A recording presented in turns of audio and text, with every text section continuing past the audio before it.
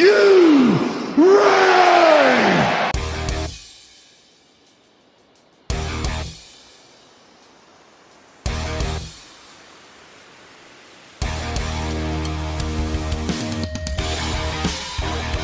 This is the D-Generation CLIX podcast with your hosts, Who is Ravage?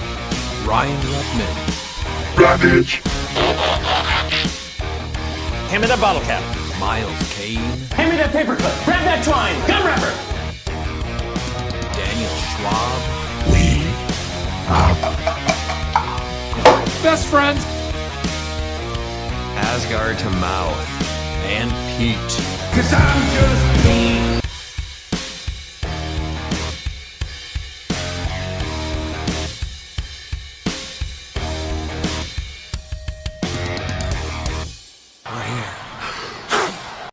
Welcome back to the D-Generation CLIX podcast. I'm your host, Ryan, and with me, as always, are Miles, Dan, and Pete, and we are back to start our set review for X-Men 97.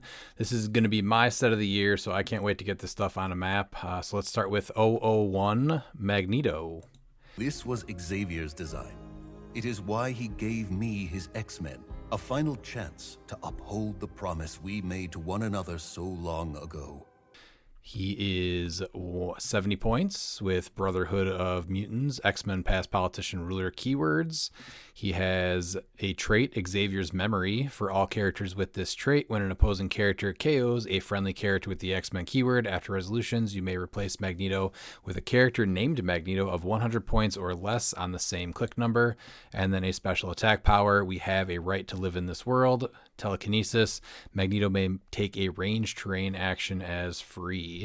And then only 70 points, a improved targeting with hindering, 4 range, 1 bolt, flight, and 8 clicks of health, starting with a sidestep. That special attack power with an 11 attack, 18 barrier, and 3 leadership.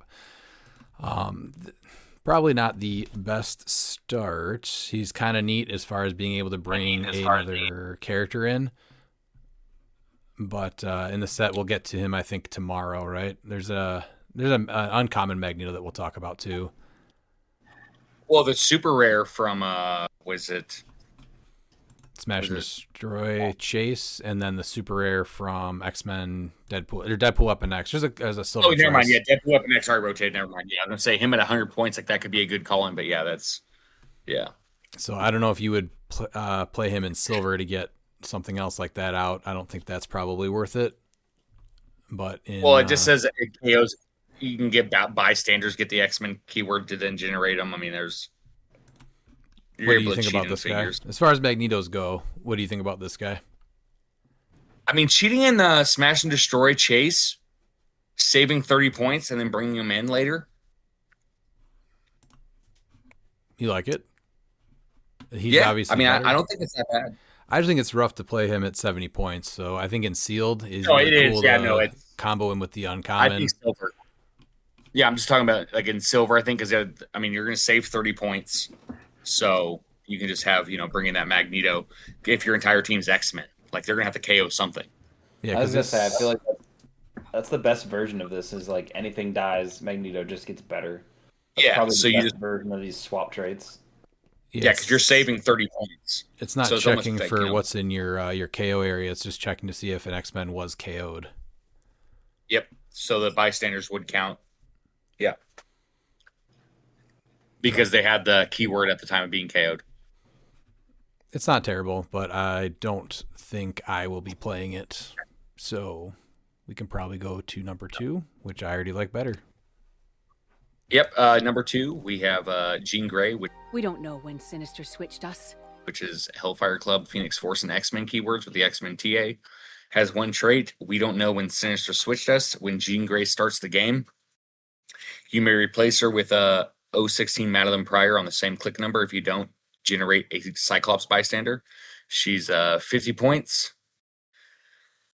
8, 10, 17, 2, 5 clicks, 4 range, 2 targets. Mind control throughout her entire dial. 2 clicks of TK followed by 3 of precision, 2 of ESD, and the last 3 are toughness, and then 2 prob and 3 empower. And the Cyclops bystander is actually not too bad. It's a 5 range, 1 target, 6'10, 17, 3 with sidestep, precision strike, toughness, and range combat expert. So he'll be hitting 11 for 4. It's a I like cool her. mechanic, yeah. Yeah, I like her. I actually had to put Honestly, her in she's playable sealed. in sealed. Yeah, TK and prob, 4 range, tool target, flight, and then you still get the attacker. She doesn't have an attacker thing herself, but if you don't switch her out, that Cyclops is really good. Honestly. I Yeah, actually and then her alternate card is interesting too. So I guess maybe if you're like, you know what, we don't want the Cyclops. She's got 2 traits. They're completely different. Her first trait's friendly characters with the X-Men keyword have safeguard mind control. And when a friendly character with the X-Men keyword is given a costed action, if Jean Grey has no action tokens, you may instead give the action token for that action to Jean Grey. And then she has mind control is free, but only if Jean Grey has 2 action tokens. When Jean Grey uses mind control, if a friendly character named Storm, after resolutions, you deal each hit character and 1 penetrating damage. There's that first trait, giving her an action token. I mean, I don't know if it's ideal, but like Chair Panther can remove tokens. There's other figures in Silver, especially, that you can just take a rally die to remove a token. So you can have 2 characters take actions, and you take an action with her and then remove it and then give her another action token. Well, here's my thought for pacing, right? So she TKs up your attacker for your alpha, right? And then the alpha takes the Yeah. action, and then you give the token to her instead, and then you now carry Well, her if up she with has another. none. Huh? So you have to remove that action token after she TK'd before you can give her another action token. So if she has no action tokens, you give her the action Oh token. yeah, I forgot. Sorry, I didn't catch that part. Yeah, I guess. Yeah, I was like, man, that's really good because then you can just get her to the second action token, carry her up, and then she can mind control for free. But I guess that's definitely not ever happening. It's tough. I mean, I like that Cyclops. This is not. I think this is one of the bottom alternate cards. I'm not saying it's bad, but I mean, it's tough to not generate Cyclops. Cyclops is great for free. Yeah, I forgot him in my first game, but the second game that I got to play, I think he was my MVP. Actually, was this Pog. Yeah. But I think at 50 points, she's a little expensive, right? But the alternate cards are just kind of cool, being able to change it up on the fly, even if it's just at a local night. I mean, you can give her the Phoenix Force for free, for what it's worth. I mean, giving her regen and poison. Regen and poison, yeah. I still think it's Dude, just making too much. X-Men all X-Men safeguard mind control, that's crazy. That's really good. Like that's great. Yeah, that's really good just by itself. And she's still doing something if she gets 2 action tokens. You can give an attacker an action. You can give an action to an attacker and then give it to her, and then she can still TK that same turn. And she does a lot, honestly. We're on the second piece, and I'm already pretty happy with both of them. The Magneto not as much, but these 2, yeah. Yeah. And with Colossus leaving, safeguard mind control actually means something now. So worth pocketing this card if you do play her. But yeah, I like it for common. What about 003? So this is Cyclops. Solid work, team. See you on the ground. So he's 50 points. X-Men team ability. Starjammer's X-Men marksman martial artist pilot vehicle. He's got a trait and a special attack power. The attack power appears on clicks 1 through 4. He's got improved targeting, destroys blocking. So his trait is, at the beginning of your second turn, you may place Cyclops up to 4 squares away from your starting area. If you do, place up to 7 friendly characters with the X-Men keyword adjacent to him. Give each other character placed this way an action token. So that's interesting because it's just essentially TK for the entire team. I know they all get action tokens, but I don't know. It's better placed. So, like, if you're in an indoor map, don't matter. Well, You're just placing them. Yeah, I know. It's just like you're going almost halfway up the map, essentially, because if you place him if you're in square 1, you're placing to square 8, which is essentially half the map, and then they're gonna, right? Oh no, I'm sorry. So you're going up to 5. You're going up to 5. You're placing the majority of them that you can up in 6. So yeah, you're essentially like most of the way there. Like that's a running shot or charge up to where you're comfortable. So I think that's really good. And his dial is 6 clicks long. So he starts with running shot, the attack power, which is just knockback. And then willpower and leadership. He's got leadership his entire dial. So he's got 2 clicks of running shot and then 4 clicks of sidestep, 4 clicks of attack power, and then the last 2 are psychic blast. And then he's got the first 3 clicks are willpower, and then the last 3 clicks are ESD. And he's always a 3 or more damage. Like his last 2 clicks are 4. So I mean, again, he's 6 clicks. So if you hit him, you could just be potentially landing on that 4 damage click, which is really good. So I mean, and again, improved targeting just shows blocking is pretty big. So for a common, this is really good. Like these guys feel like what I want out of the common slot, which is like well costed, always does something, not but they're not overly complicated. It's just like they have a trait, they have maybe a special power, and but it's all mainly on the card and the dial. There's a reason to actually like reach for them. But Yeah. there's a lot of like positioning things you can do too, because it's just at the beginning of your second turn, so you can always kind of throw somebody off and head one way, and then they take their turn, and then you end up just placing on the other side of the map, 4 away from your starting area. There's a lot of stuff you can do. Yeah, you still have willpower. You still have leadership. Yeah, you still have all of that. Yeah, because you can just do that first. Then you can do that, and you can start taking hopefully tokens off to be like, well, yeah, I tokened up like a bunch of figures, but now I'm taking them back off anyway. Yeah. Well, and your that's range the one. attacker's blown through a wall, and he's Yeah. only 50 points, and you still get leadership and all the other things we talked about. He's got really fun keywords. Dan, you can put the arrows on him. He's got marksman. I know. There you go. The arrows are. I know I'm like the serial arrow abuser out of the group. So his alternate card changes him quite a bit. So he's still the same amount of points, same keywords, but he's got a different trait and a different attack power. So his trait is when establishing theme teams, you may choose a friendly character to gain the X-Men keyword that game that character has. Or this game, they also gain the X-Men team ability, and then his attack power is now Psychic Blast. When Cyclops or an adjacent friendly character with the X-Men keyword attacks characters with Colossal or the Robot or Sentinel keywords, can't use Stop. I do like the name of that first trait. That's a great nod to the first X-Men movie. Oh yeah, that's cool. Yeah, that's Because cute. the X movies is what'd you expect? Yellow spandex, and then since he's in spandex, is black leather because they wore leather in the movies. Uh-huh. Great nod. So This is getting played. People that like X-Men. Oh yeah, There you go. They'll cheat stuff on. Yeah. This is what I was talking about in the This is last getting episode, where I think this is going to be a bigger play in silver.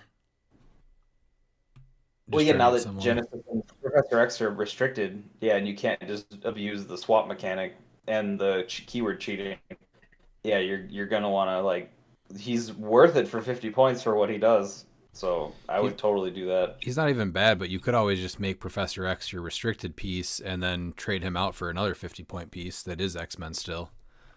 Yeah, but I also think with the prevalence of Colossals, because retail is bigger in silver. Well, I mean, there's really not anything in modern, I don't think, for like Colossal retail right now. But I still think that's totally worth it because they're just like, you can outwit their stop powers now. So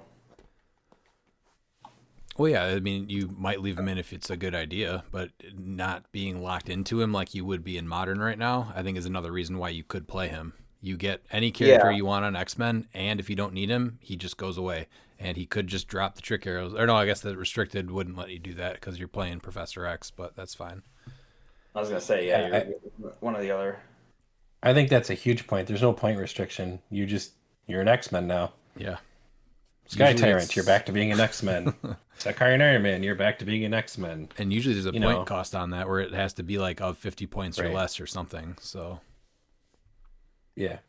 Man, that Captain America was so bad. Like you look at him and then you look at this guy, and I'm like, and he was a super rare. not even fair. No, was he a super? Yeah, I and thought he was- silver, I think this is actually better because you don't have to invest so many points into the APOC Genesis. Well, Yeah. APOC is APOC on the restricted? He's No, not. you No. can still run him. Okay, that's fine. Yeah, so you can have him there too to give the blades, but like there is a world too with that Kitty Pryde that's able to place that the choice that you're going to make is going to be the Orion Yeah. because now you can get like that Nightcrawler full map, make those 3 attacks very easily. No, the Steve Rogers was a rare. So he was 50 points for sidestep perplex, and you got to cheat somebody that was 50 points or less onto a Avengers theme team, and he was also 50 points. Oh, I was talking about the Captain America super rare from, I think it was Empire, that just swapped. No, I was talking about the keyword cheat one. I'm like, because they're the same amount of points, but he's so much worse than Cyclops, just like point to point. I'm like, man. Ugh. Yeah, and it's not even close. The difference in X-Men and Avengers is it's Oh yeah, it's not even. It's like night and day. Yep. And you had to leave that Captain America in. He wasn't terrible, but Yeah. I guess now he gets Mjolnir, right? So maybe he's Yeah. better. I no. There's like no comparing these two. It's like apples and oranges. How about the next one, Pete? Oh man, this piece is ridiculous. So we got our boy Leech. You help Leech, Leech help you. His keywords are Morlocks and X-Men. That's really his only downside. He's 004. He's 15 points. He's 3 clicks. He is stealth, naked attack power, mastermind, and a special power of outwit. But here's the kicker. Characters within 4 squares can't use team abilities. Thanks for coming, protected outwit. You're no longer protected. I'm really hoping that somebody misreads that as opposing characters and they give him the chameleon flute with Prime Lobo. Lobo. I'm really hoping that happens. That will happen. So that's the one And like, downside to it, is you got to be real Pete's careful leading a where team you, right who now. you take them up. Yeah, no, not at all. That was the first thing I looked at, and I was like, all right, so this potentially screws my tent pole carrying him around, so that's not happening. We'll I was find like, another yeah, way to he's do it. like, hey, if you're near me, no one has team abilities. That's what's really good is like when they double token like they're a collector or something. Yeah. Yeah, obviously Wait, that's not giant, but then you just move him up there if it's just cosmic energy willpower, so they have 0 chance of rolling it. Well, you just then outwit his willpower at that point because he doesn't have cosmic energy anymore, so he just sits there like, hi, you look really pretty for 200 points. And this is the piece that you're going to play with the full point Sinister. Why? Gala. To not so he won't die ever. Yeah. Yeah, so he won't die. Because Leech is number one priority. I mean, which is on brand for the character, because that's why he's Morlocks and he's hiding. It's because everyone's trying to kill him. For 15 points, this is just insane. It's stupid. Yes, it is. That's correct. I was like, I remember It's not copycat insane, but it's pretty insane. It's right up there, sort of. He's got Mastermind too, so you can kind of just keep him around without playing a full point Mr. Sinister. He's got stealth. And stealth. Yeah. Mm-hmm. You just park him in the ring and be like, all right, come punch me. Maybe. Yeah, he's awesome. All right, let's get this over with. All right, this is 005 Gambit. The name's Gambit, mon ami.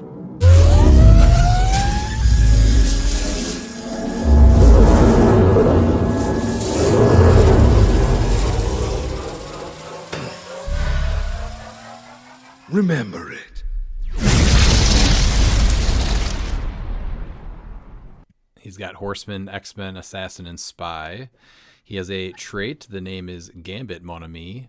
When Gambit is KO'd by an opposing character, after resolutions, you may deal damage to that character equal to the number of standard characters in your KO area. If that character has the Colossal or the Robot or Sentinel keywords, the damage dealt is penetrating, protected, pulse wave. So he's 4 range, 3 bolts, which is cool. 2 point lines, 70 or 45. 70s giving you 6 clicks of health with an 8 running shot, 10 attack, 18 super senses, and 3 perplex. And then at 45, he's 4 clicks. He starts with a same running shot and energy explosion, but now has willpower, no damage. And then the last 3 clicks are a charge precision strike. So unfortunately, I think the Gambits, for the most part, fall a little bit short. Even the fact that they just don't have the classic costume is a pretty big letdown for me. This one is, I do like that. He reminds me of the Simon Garth in this set. Because Simon Garth, you would kill to generate a Grave Hindering Train marker. In this, after you have a few things that are standard characters that are dead, you just send them out there and you deal that much damage. That does catch people off guard. And he's got a sweet suit. All right. I don't like to say a lot of positive things I will about play Gambit. him in Wolverine. Yeah. Together. Yeah, that's gonna happen. We just need the matching Mr. Fix-It with the outfit as well. Oh, that would be good. 3 men out on the town. I like Yep. actually like that. 'Cause I actually like that. The is it Patch right from the Yeah, it's race patch. Yeah, I think the 4 range 3 targets is the best thing he's got going on, and then the perplex is not bad. Energy explosion, but yeah, not my favorite gambit in the sets, and they let me down a little bit in this the whole set with him. Do you want to go to the next one? Yep. Next, we have the 006A Jubilee Name's Jubilee. with the X-Men TA. Her keywords are X-Men and probably one of the best keywords. It's not crap like Kryptonian. It's Mojoverse. I love Mojoverse. Jubilee. I love Mojoverse too. Absolutely. it's still not great though. There's not that many characters with it either. That's what makes it great. No, but they need to make more people with it. It's an untapped mode keyword. Kryptonian has had enough. Like Kryptonian is what it is. So yeah, she has a special attack power, which is her entire dial. It's got improved targeting, hindering, 4 range, 2 targets, only 40 points, 3 clicks of running shot, and 2 of sidestep, 3 ESD and 2 defend, 2 blank, and 3 range combat expert. I'm totally done with Maul's energy explosion. Jubilee deals penetrating damage to opposing characters with the robot keyword. I can feel that they don't like robots in this set. There's gonna be a lot of robot hate in this set. Well, there's literally a giant army of robots trying to kill them. Oh, I know. It's just funny. You know who has Mojoverse? And it's a serious Phoenix Sentinel. That's Yeah, right. I He was like, does. that was my. Yeah, I was like, Yeah. he has Mojoverse. Yep. Yeah, you can make some things with that piece. It's Oh, pretty you good. definitely can. Oh yeah, you get him, Mojo, and Nort. I mean, the team's already starting to build itself. Nort can get out of here, but long shot for sure. Nort's gonna help. The this one's pretty neat, but I still think she's obviously overshadowed by the chase, which is just insane. But for 40 points, I think this one's pretty cool. I do think the alternate card makes her great, which is it gives her a trait. When she starts the game, you add an extra life token to your sideline, and when she would be KO'd, you may remove any extra life token from your sideline. If you do, instead turn to click 2. And then energy explosion, penetrating psychic blast, and then when she hits with the range attack, hit characters at a range of 0 until your next turn. I think you play her with the super rare that we'll be talking about, so that way you can bring it back to 2 characters because you have 2 tokens. So why would you ever play the other one and not the alternate card? So the regular one, she deals penetrating damage only to characters with the robot keyword, and the alternate card, she just gets Pensai. Yeah, it makes no sense. Yeah, And also has a bonus of when Jubilee hits with a range attack, hit characters with the range of 0, or have a range of 0 until your next turn. Literally the only difference is that if she punched a robot, then that would be penetrating. And I don't think you ever don't play this card instead. I mean, yeah, because that's the great thing is that she still deals penetrating damage to a robot. Right. Yeah. So this one's No, a little this bit is better weird. in every way. Yeah, I don't know why you'd Yeah. ever not play it. I mean, I guess I guess some of them might be just this where you're just like, well, that's just a straight up upgrade. I don't know, but I It's mean, I just still like literally the ultimate. pointless to play the other one, right? I don't know. Yeah, there's no reason. There's She should the also other one increase like there's attack and nothing- damage or something. Yeah, the other one does not add anything. Like this is it's where it's like you can look at the Jean Grey that we looked over, for instance, and it's like, okay, you either get Cyclops or it's gonna be something totally like those cards play different. Yeah, you can make totally different teams with that. This one is just, do I want the worst version or the better version? Yeah. Yeah.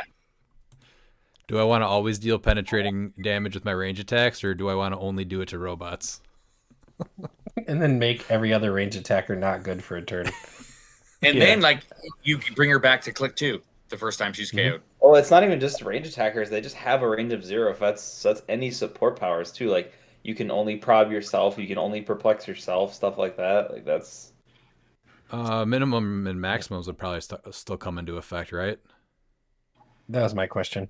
Oh yeah, she's not saying that your maximum. It's just saying you have a range of 0. So they think this isn't a maximum. Yeah.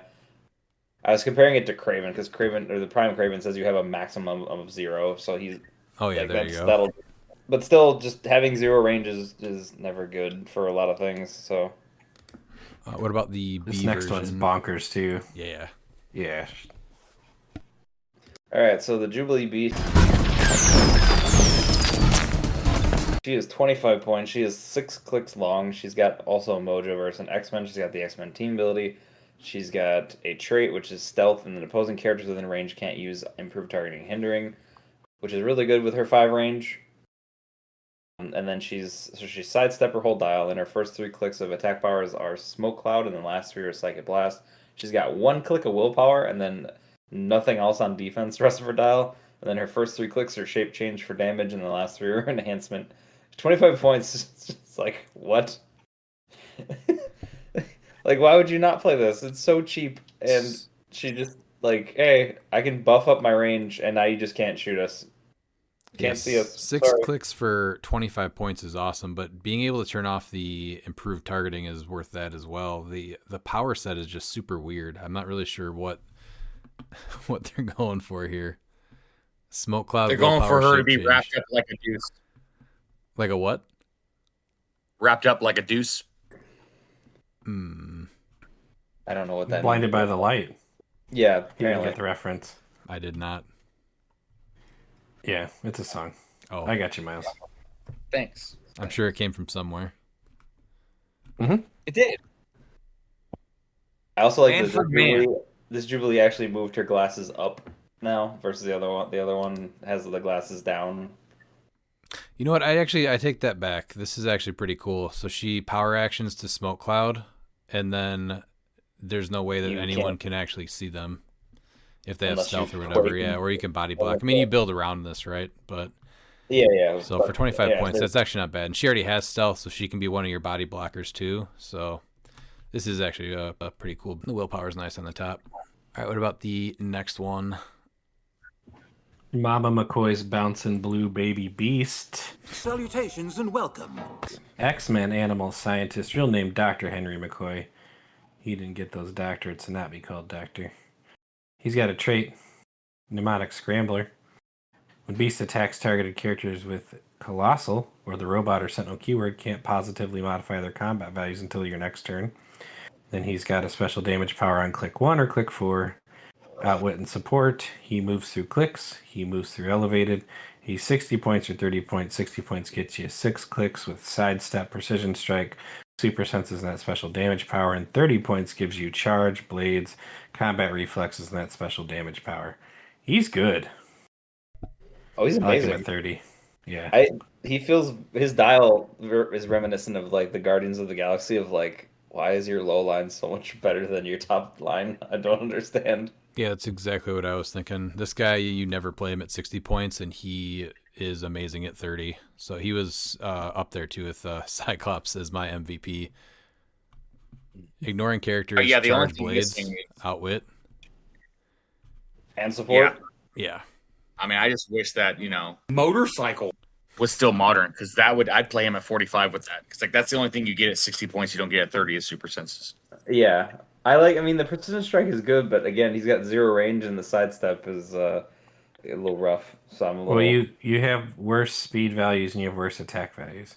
And Oh, I know, mobility. yeah. So it's just weird. It's It's just Yeah. weird. Yeah. I don't know what they were going for there with that. His team up card, or excuse me, alternate card. It's not a team up card. It's not. Is it has an extra trait or a different trait, a beautiful involuntary friendship, much like Redmond and I. When Beast hits a character with the robot or Sentinel keyword with a close attack after resolution, he may use mind control as free, but only to target that character. Then he has look for the helpers. Friendly characters have X-Men. When they use it, they have X-Men printed on their bases. Instead of rolling a d6, the result is a 6. Oh, my stars and garters. He does get rid of support, but he gains perplex, so outwit perplex. Still great. So in silver, you can use this with the captains from X of Swords, and if they hit leadership, you can use X-Men TAs free the whole turn. So that's amazing when you just auto succeed on the roll for it. You're just like, all right, we're all just gonna heal a bunch of clicks for free this turn. Just one big healing pile of X-Men. Yeah. Yeah, and that first trait is a perfect nod to the opening where he was ripping open a sentinel to control it. I wish like it said like after resolutions, place beast next to the that character, just because like it's him controlling it. But The only that's thing nitpicky. this could have been better is if he was sitting on a toilet like the last one. That's right. Yeah. Yeah, this Yeah. is would you really ever want to not play the this one versus the other one? I like either one. It just depends really because I like the positively modifying values, especially if like colossals or whatever. I don't know, just depending. I like both of them. It's just a playstyle choice. I like support more than perplex. That's why you Getting die. support for 30 points. But I mean, he kind of has it anyway. I guess if you have friendly characters, just get X-Men and they just succeed on a 6, so Right. it doesn't really matter. So yeah, I guess this one is, but just in every way better again. Because you're normally rolling a 1 on the support anyway, right? Yeah. Well, one the or cool two. thing is that Beast can just, Beast is going to be, he loses support, but he can just heal someone for one click because he gives everyone X-Men. And if they're on a stop click, then they're not going to heal. Yeah. Yeah, because potentially zero. he'll use it. So yeah, it's printed on his base, so he can just heal anyone. So you give everyone on your team the X-Men TAs, and he can just heal that person. So I don't see a reason why. Because if you really want to give him support too, it just pay 10 points to give him Indigo rank. Realistically, Well, he'll get played on every keyword. X-Men Animal Scientist. Oh yeah, He's they're great. Those are great keywords. Yep. He would have been, I think, great against at Worlds against the Kongs, even also, right? Not being able to positively modify your values. Yeah, exactly. Yeah, that was the other thing. It was like, all right, I've hit you. No more stat mods this turn. Oh, it's not even a hit. It's just he just attacked you. Yep. So I think you just always pack the alternate cards in case, but they're all so far pretty good, except for Jubilee. I don't know why you'd ever not play her alternate. No, Jubilee's is good. Jubilee's regular is not. The alternate card That's is no, good. that's what I'm The saying. first one Yeah, just- I'm not sure why you would ever not play that one, her regular one. So you would always play the alternate. Problem is, well, this one's kind of the same thing because of the X-Men TA thing and friendly characters. It doesn't require a keyword; they just have to be friendly. So you do lose support, but you're still healing and doing all the other things and gaining perplex. But this one isn't just as obviously better. Like, why would I bother with the first Jubilee if I had the alternate card? Yeah. Unless there's like the big thing is like if there's just another Kong scenario, then I think you could argue it. But other than that, yeah, more than 9 times out of 10, I'm going with the alternate card. Agreed. All right, next is the 008 Prime Sentinel with Underworld TA, Sentinel, and Robot keywords. It is an expendable goon. His is Y resist the inevitable. When Prime Sentinel is KO'd by an opposing character, after resolutions you may roll a d6. 1 through 3 give the character who KO'd them an action token. 4 through 6 generate a character with an expendable goon trait on its 15-point starting line adjacent to a friendly character. So 4 range, 1 bolts, they're going to be either 50 or 15 points. The 15 points is where they're starting at for the goon that you're probably always going to see him played at. 6 sidestep, 10 quake, 17 willpower, and 2 shape change. And then if someone does by chance pull really bad and play this thing at 50 points, it's got 5 clicks of health with a 6 sidestep, 11 super strength, 18 invulnerability, and 2 close combat expert. So sidestep, 12 for 3 up close, but I still don't think it's worth the extra points even in sealed. So 15, right? Yeah, you only play him 50 in Battle Royals. Man, so this guy's really good. Like, this guy reminds me. I know he's not as bonkers, but like he really reminds me of Daredevil on the quick clicks because he's got the same thing. He's got willpower, he's got a rollout, he's got quake, and he's got a pretty good team ability in Underworld. So if you're playing like robots or potentially sentinels, he could just carry somebody. And his rolling for either generating or just giving someone an action token is pretty solid. And he has flight too, so The flight, sidestep, and shape change in the underworld team ability was helpful in sealed when I was playing him in sealed, just for the mobility. And he pairs with a bunch of other pieces that we'll get to in a little bit. This guy's great. The next one? He's absolutely playable. No, the Oh, the Prime Prime Sentinel's Sentinel. great. The next one's not bad either. No, This Prime Sentinel's great. Yeah. Yeah, the next This one is one of actually the times where might be- the goon trait has no downside either. No, So if it's he just dies, like- you're given an action token. If not, you're getting another one. Yeah. No, this next goon, you're guaranteed another goon, which is amazing. It's the Sentinel Technician, Sentinel and Scientist. His expendable goon trait is when he's KO'd by an opposing effect, you roll a d6. 1 through 3, you generate a character named Prime Sentinel of 15 points or less on its starting line adjacent to a friendly character. So then you're going to generate another goon. And then 4 through 6 is you just generate another goon. So you're getting a goon regardless of whether he gets KO'd. That's so really crazy. good. And realistically, And you should pick him too. If you get the 4 through 6. And also 15 points for support. That's really great. We only got Yeah, that he's one got other Stealth, time with Poison, White Mastermind, Rabbit and Goon. Yep. And then he has Sidestep, Blades, Toughness, and Outwit. Yeah, I don't think you'll ever really play the 50-point. No, but this is great for 15 points. This is a great support piece that reminds me of one of the Star Labs. Yeah. For 15 points. I remember. The only difference is that you have a good chance of just keeping him on the map, even if you lose 15 points. Yeah, I think it's fine to sacrifice a lot of these goons because you just keep bringing them back anyway, a lot of times. Yeah, it's totally fine. Next is Friends of Humanity. Dirty mutants! They are another expendable goon. They are also 50 or 15 points. They have Underworld. They have Scientist and Brute are keywords. So hey, Brute or a Brute expendable goon, pretty cool. So their trait is when they are KO'd, 1 through 3 is deal the character who KO'd them 1 damage. If that character has the X-Men team ability, that damage is or unavoidable. Sorry. Wow. All right, that's pretty gnarly. Hey, you have For X-Men? example, of why you don't want the alternate card for Beast right there. Yeah. Yes, if someone has a Friend of Humanity.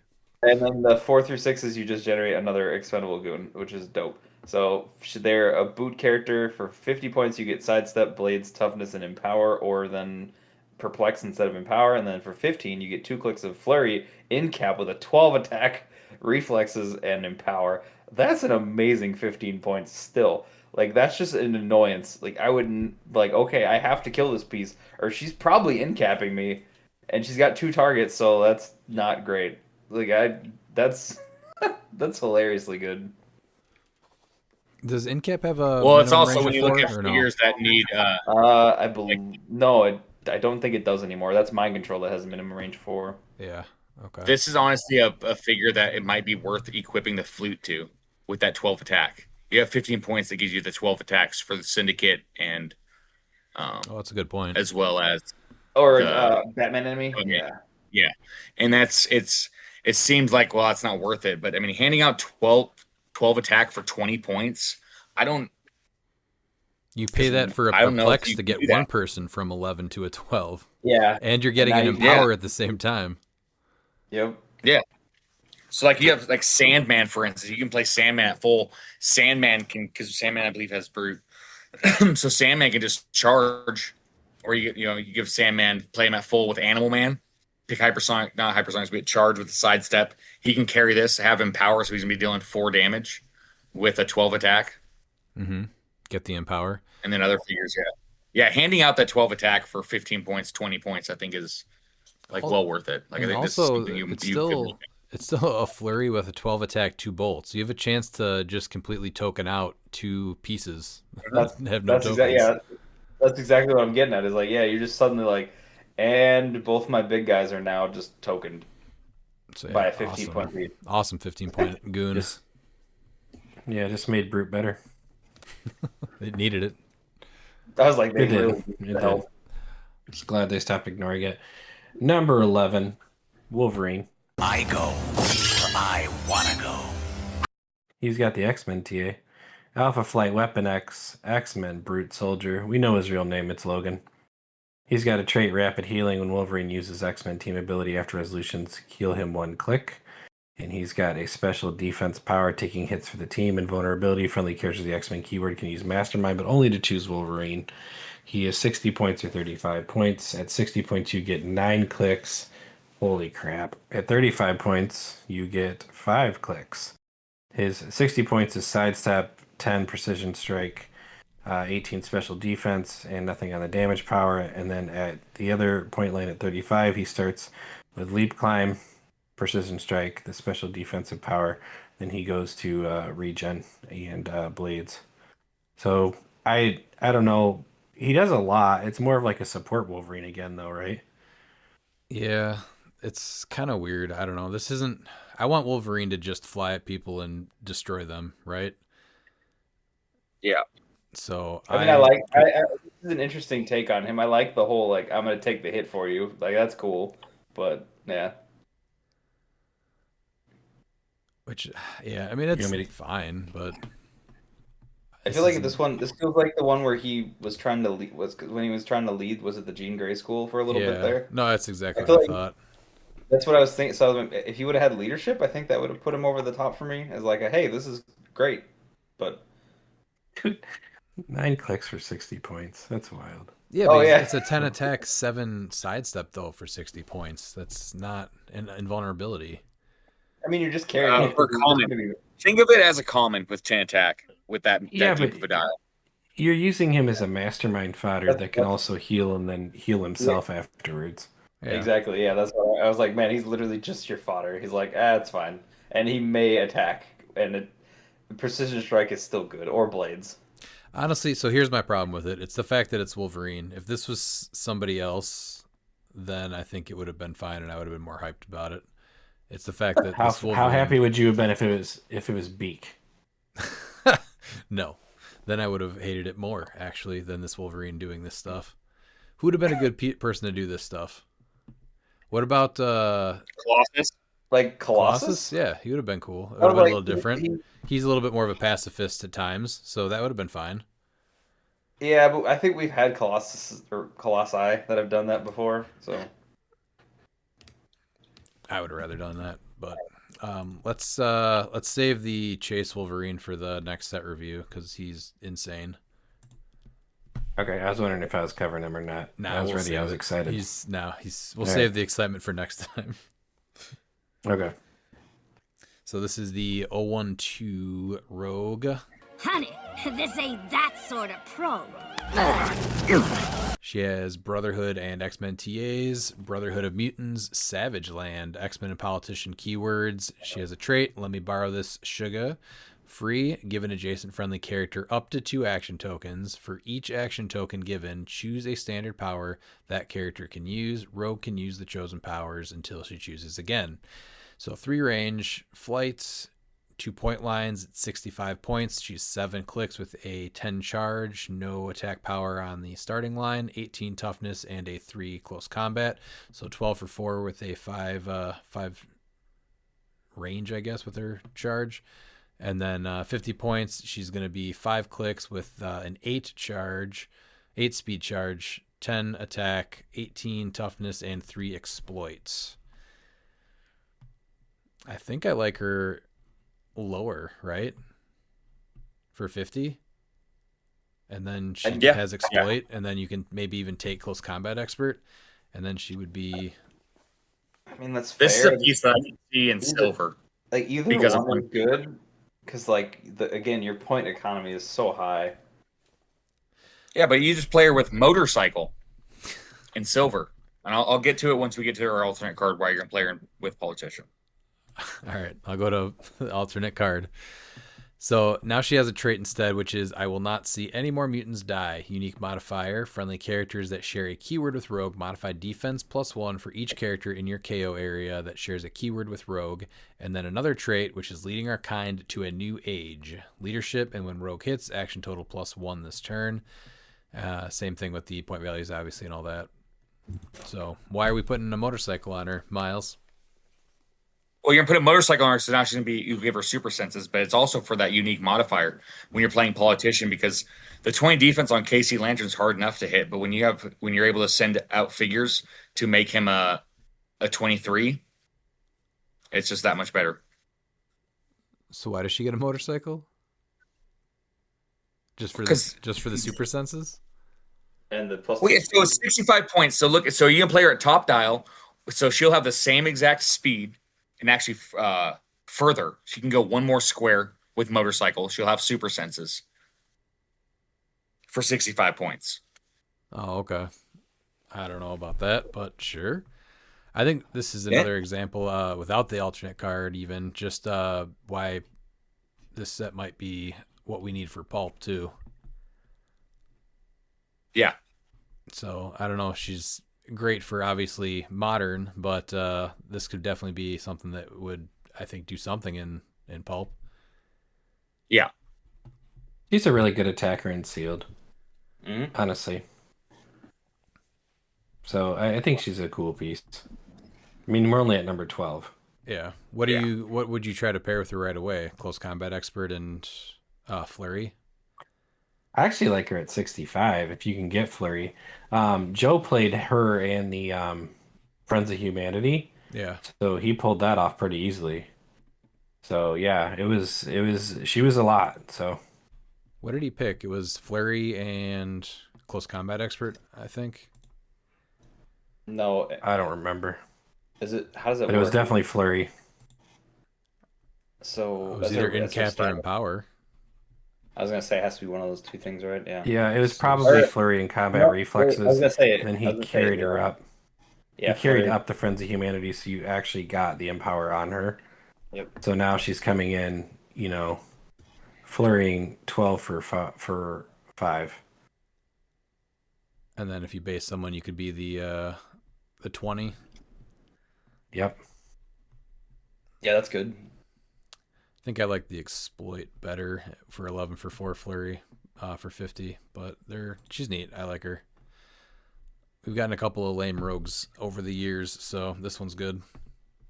I mean, not everyone. We've gotten a couple of ridiculously stupid rogues over the years too. So well, she buckle goes up. both ways. Buckle up for the next 2 years. Miles, we have an amazing character next. Be great. Somebody that's amazing. Be great, Miles. Be better than Nort. This is probably one of my most favorite figures in CLIX at the moment. I don't need to show the dial. I mean, you can go HC units and do that. So he's got 2 traits. His first trait grants willpower, and when establishing theme teams, you choose a keyword a character on your starting force has, and Nort gains that keyword. So, I mean, that's really good. And the second trait is when an opposing character is placed within 4 squares of Nort after resolutions, you give that character an action token. There's a few counters to it. Prime Abomination, Battle Fury. I think it's good. No. God damn it, Miles. All right. So, this is 013 Gambit. You stopped the bad guys, saved the kid, got home safe. These beignets needed me more than you did, mon ami. He has X-Men Spy, the X-Men TA. He's got a special attack power that is only on his last 2 clicks of his 5-click dial, and a special damage power that's on his first 3. He's an 8, 11, 18, 3 with running shot, energy explosion, super senses, and the damage power. I'd like you to, I might give you a few chances to, Redmond. How do you pronounce that word and basketball? Beignets. Okay, you had to Google it, didn't you? No, actually, he was in our unboxing, Miles, and we talked about it for a little bit. So suck it. Whatever. Suck my beignet. All right. Well, and his special attack power is called Ring-a-Ding. At the beginning of a turn, you roll a d6, and Nort can use the resulting effect until your next turn. It's a half-court shot, precision strike, free once per game. Make a range attack with an 8 range and improve targeting characters. Increase the damage dealt by 1 to each hit target. I cannot wait to play Woody Harrelson. So, looking forward to it. See, what's cool is that this guy can do something that Nort can't do, and that's attack. Well, then Nort can do a lot more things that this figure can't do. And that's beyond more than X-Men Spy. Can't do a half-court shot. He doesn't need to do a half-court shot. Because he ate the ball. Yeah, he chased you know it what? into oncoming traffic. That's what he did. Stupid ass Nort. I also saved 15 points, and we know what's the best 15 points in the game. If you add Nort's 40 points with motorcycle, you get 55 points. It's better. I think Gambit's dropping a couple of beignets on Nort's cheek. All I No. just hear now that Miles pointed out that he looks like Woody Harrelson from White Man Can't Jump is Billy Hoyle. That's right. What do you guys think about Halloween costume next year? This one? Next year, like I don't think it should be a Halloween costume. I think this is just you should just wear this all the time. Red Revan, bandana. this is what you're walking around your house in right now. Don't act like you Yeah. aren't. If you don't show up into the CCO dressed up like this with a pink basketball, I'll be very disappointed. I may have checked Amazon for glowing pink basketball. Wait, it's purple. No, it just looks purple. It's supposed to be glowing, just like how the Chase okay. As it looks purple. I'm like, it's purple. I'm like, am I colorblind now? What the hell? Yes. Yeah, it's supposed to be a translucent pink. Oh, okay. That makes sense for me. See, now this would have got a lot more if they would have made this into a glow clix, a hero glow. That we definitely needed hero glow on this basketball. Well, he's already a start for the old handsome clicks. I mean, he's a shirtless wonder right now. Found it for you. Mm-hmm. What do we think about this guy, though? I played him. He's not bad, honestly. 55 points, 11 attack, energy explosion. I don't. Oh, thanks, Loki. So I'm assuming what's happening is Loki is drinking his half gallon of water for the night. He's interesting. I thought one of those was a trait at first, and I was like, oh, that's really ridiculous. Like I thought that precision strike was a trait, and I'm like, oh, he's bonkers for 55 points. It should have been a And trait. I'm like, oh. I kind of feel like that wouldn't have been a bad thing, but because it's still only once per game, so and like giving him traded precision strike doesn't feel that awful. But he's interesting. Miles, did you read his alternate card already too? No, I haven't yet. I think his alternate card is why you're going to play him. Okay. It's how about a game for all characters with this trait. When a character, friendly or opposing, misses all targets, after resolutions, the player friendly to that character adds a pig token to their sideline. Then, if that player has 3 pig tokens on their sideline, their opponents score 25 points. Their turn immediately ends, and no characters can use this trait for the rest of the game. And then his special attack powers change to 52 pickup, which is energy explosion. And when Gambit makes an attack and the finalized attack roll has a 5 and a 2, all targets become hit and the damage dealt is penetrating. And then his damage power was changed to always know the odds, which is outwit and probability control. And then friendly characters with the X-Men keyword have safeguard energy explosion. Oh man, that's the so much pig better. token is really interesting. Like I guess you have to be careful because even when you miss, you get it, and so you don't choose. You just have the first person to 3 misses. Do you know who misses all their targets every single time? Nort. I know what you're going to say, and you're absolutely wrong. You know nothing about Nort. You're just making up statistics. That's not true at all. He always misses all of his targets. No, he does not. He's also not attacking all the time either. Like he just is like, hey, I'm just here and I'm just giving out tokens. All right, get Nort's beignet out of your mouth. Nort man. is Nort and Gambit are a duo that you're not realizing. So Nort is the guy. Have you ever watched basketballs? Of course. Yeah, Nort is the dude that's gonna make them miss by psyching them out. That's Nort. He's the little guy. What's his name? Little bitch? What'd they call him?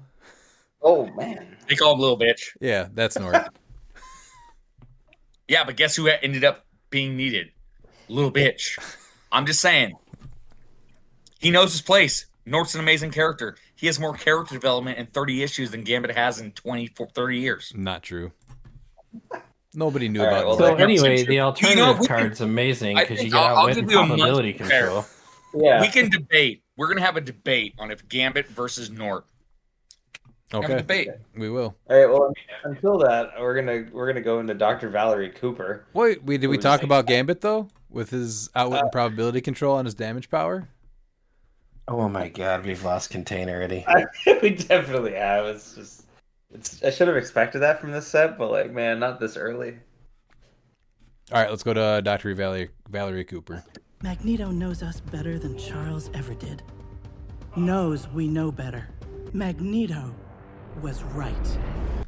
All right, so she has 25 points. She's Sentinel, X-Factor, Politician, Scientist. She's got the PD team ability. She's got a trait and a special damage power. She is 5 clicks long, which is, again, a lot for 25 points. So her trait is Magneto was right. When a friendly character is hit after resolutions, you may KO Dr. Valerie Cooper. If you do, heal that character 2 clicks and they modify their combat values +1 until the end of your next turn, even if this effect is lost. Protected Pulse Wave. That's interesting that it's Protected Pulse Wave. Huh. There's a lot of that, actually, I think, in this set, which is awesome that you can still get some of this stuff off, because Pulse Wave is coming back big. Yeah, and then her damage power, which she gets on clicks 1 and 2, is Leadership Shape Change. When Valerie Cooper uses Leadership and succeeds, you may instead generate a CSA Officer Bystander.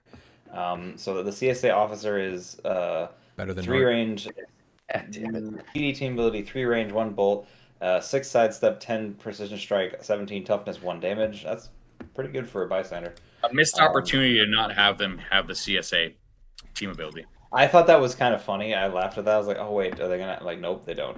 So for 25 points, you get 5 clicks. Her first 2 clicks, she has no speed power, TK, Mastermind, and that damage power. And then the last 3 are Stealth, In-Cap, Willpower, and Leadership. So I mean, this is not a bad 25 points. This is a great 25 points. Yeah, I mean... Leadership, Yep. TK, you can sacrifice her to heal something 2 clicks and pump their combat values for a turn. That's bonkers. Yep, and you have to hit her to kill her. It's not an easy 25 points. It's like, I have to hit you for 5? What? And you have a rollout? Okay. Yeah, I like her. Joe played her also, and I forget who I hit, and he's like, all right, I'm going to KO Valerie Cooper, and then just immediately healed his character and boosted him up. I was like, oh, wow. So that was caught me off guard. Well, the other thing, too, is she also makes... Like, she has PD herself, and she spits out a bunch of PD, so for range attackers, that's amazing. Excuse me? Huh? How many... Nothing. How many CSA officers are in her mouth? Jesus. Yeah, phrasing, Daniel. Hey, where she spits out a lot of PDs. Well, PBs. my bad. Police department team ability. My bad. There you go. She's good. At least it's not PEDs. I mean, that would have been better. She technically is a PED if she's giving you +1 to your stats and healing you. Sounds like a PED to me. All right, we're ready for the uncommons, or are we going to keep going here? Nope, we're good. Uncommon time. All right, Magneto. Do not make me let you down. He's got the Brotherhood TA. He's Brotherhood of Mutants, X-Men past, politician, top 32 at Worlds, ruler. It's Eric Magnus Leshner. He has a trait, I'm trying to be better. I feel you, Magneto. Barrier is free, but only if Magneto replaced the character this game. Then he's got a special attack power. Please do not make me let you down. That's a weird phrase, but sure. Please do not make me let you down. He's got a sweet afro. Once per turn when Magneto destroys one or more pieces. That is the Ancient Aliens Giorgio hairstyle. It's styled like that. Aliens. Once per turn when Magneto destroys one or more pieces of terrain, after resolutions, you may deal 1 penetrating damage to each opposing character that occupied or was adjacent to 1 or more destroyed pieces of terrain. He's got improved targeting blocking. So guess who's blowing up things? He is 100 points. He's got flight, 5 range, 1 bolt, sidestep, 12 attack, 19 toughness, 4 leadership. And he gets that special attack power for 5 clicks, and he goes to Pulse Wave. I don't mind him at all. A lot of clicks for... I know he's 100 points, but he is literally 10 clicks. That's a lot. Yeah, so you barrier is free, then you shoot through it, you do damage, and then you do more damage. Yep. Yeah, I'm good with that. That's exactly what I thought. And then, or even worst case, in like silver, you could just give him the 0 ring and be like, well, here's my 1 barrier, and then shoot through it. Which in silver, it's not a bad combo because he does have to get replaced to get the barrier as free. So you have to play that 70.1, but you're probably going to be, it's not going to be hard to get one of your X-Men pieces KO'd in silver. So you'll get that pretty quick and be able to turn into this guy. So we think that this guy is definitely worth 70 points, right? This 100 point piece. Oh yeah. Yes, absolutely. Yeah. Because at the 70 point, he's 10 clicks. Yeah, it's a very cool game. And leadership. Yeah, this guy, and he's got a great hairstyle. He does. Oh, you know what though? This is one of the I think they messed the sculpts up on this one because the regular has the big flowy hair, right? And yeah. then the common does, and the uncommon looks like the common or whatever. They did that with Wolverine too. The one with the mask doesn't have the mask, and the one that whatever the other opposite thing I just said was the other one. So wait, does the Chase not have the mask? No, Chase has the mask, but it's I think the uncommon 1/7 doesn't on the figure. Okay. And the 011 does. Oh, gotcha. Okay. He's got the very underrated gun finger point because he's like, I'm gonna smoke that dude over there. That's very fitting after he switches into this guy. Pew pew. All right, then we have the uncommon Madeline Pryor, who looks very much like Jean Grey. We don't know when Sinister switched us. She has the X-Men team ability, Hellfire Club, X-Force, X-Men, and Politician. She has a trait, we don't know when Sinister switched us. When Madeline Pryor starts the game, you may replace her with the X-Men 97002 Jean Grey on the same click number if you don't generate a Cable bystander. So 50 points, 4 range, 2 bolts with flight, sidestep, pen side, 10 attack, 17 toughness, and 2 perplex.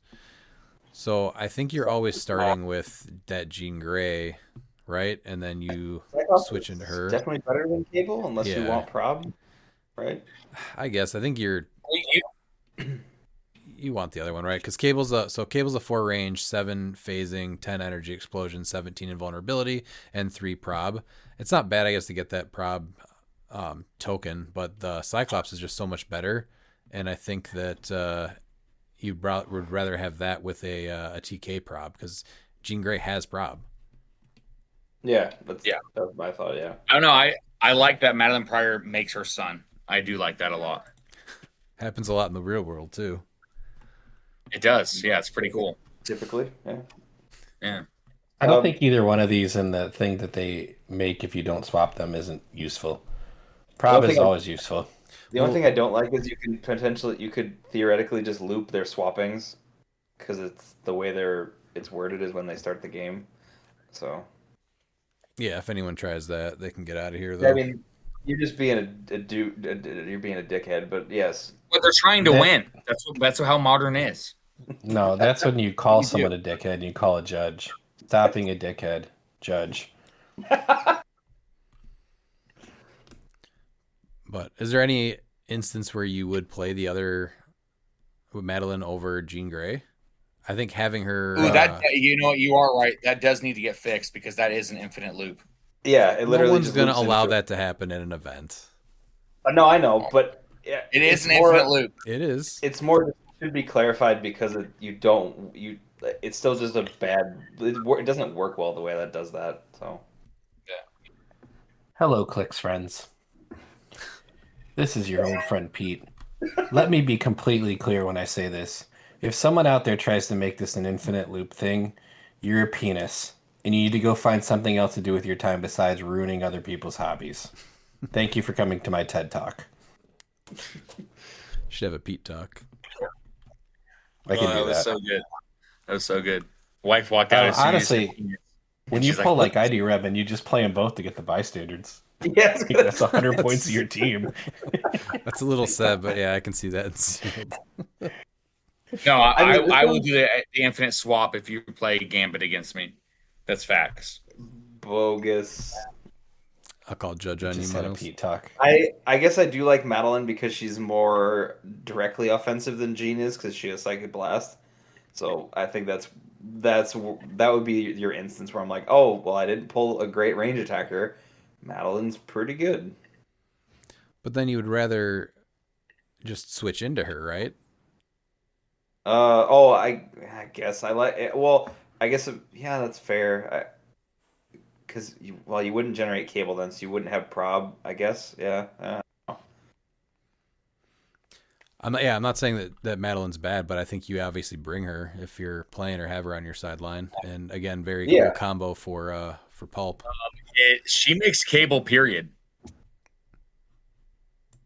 Even if you replace her.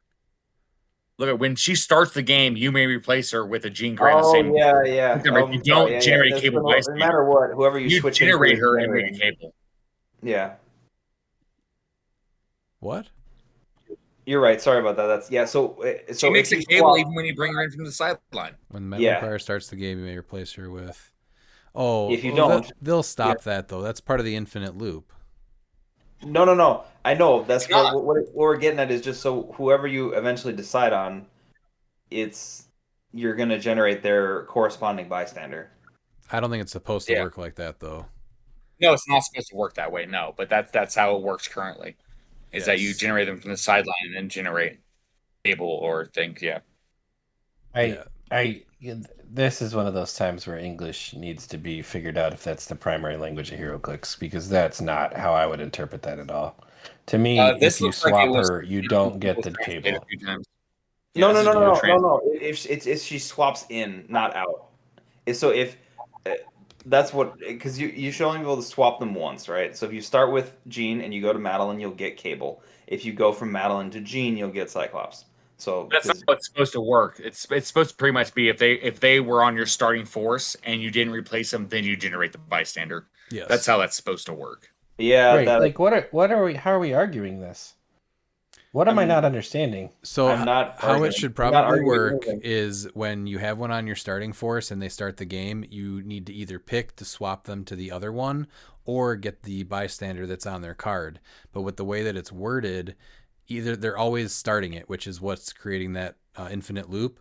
So you start with the other one now, and then they would also get their bystander because you're not swapping again back to the one that started on the main force. I can't wait to read the win ruling on this. There's going to somehow be 17 cables on the board. It's not going to be a win ruling. It's going to be an errata. Yeah, it'll just be an errata.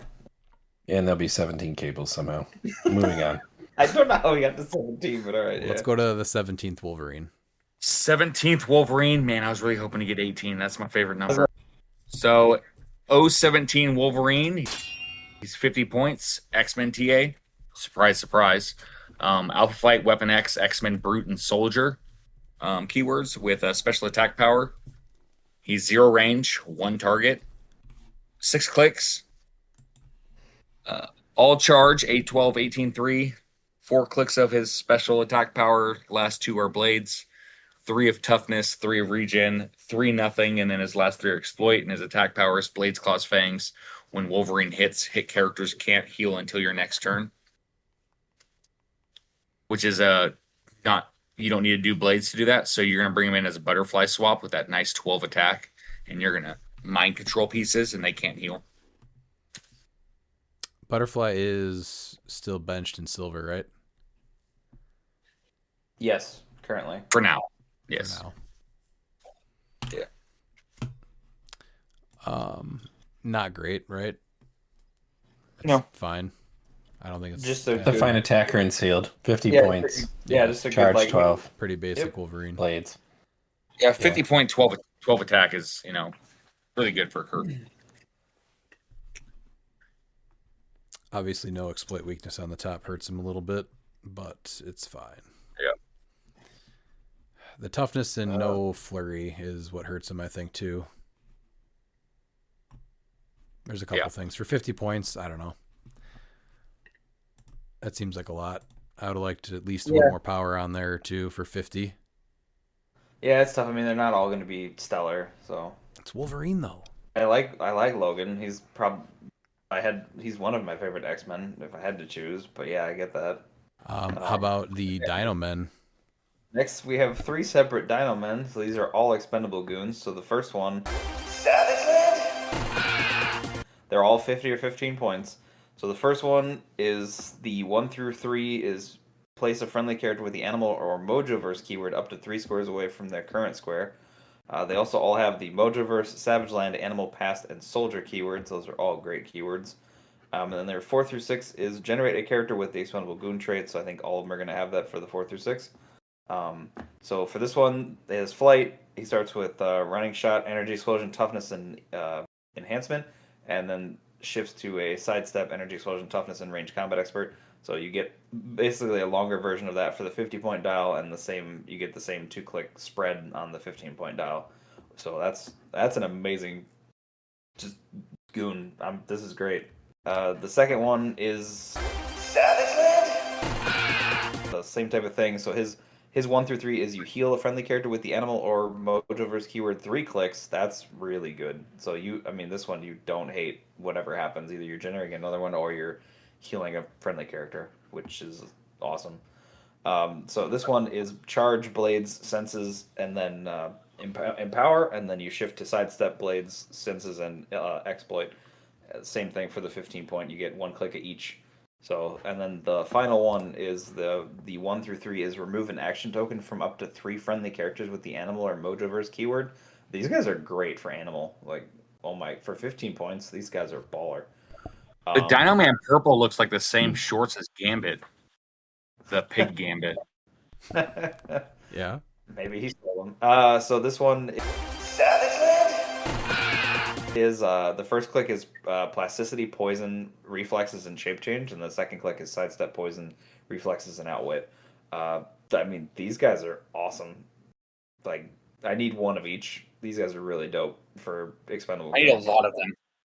I want all the dinosaurs.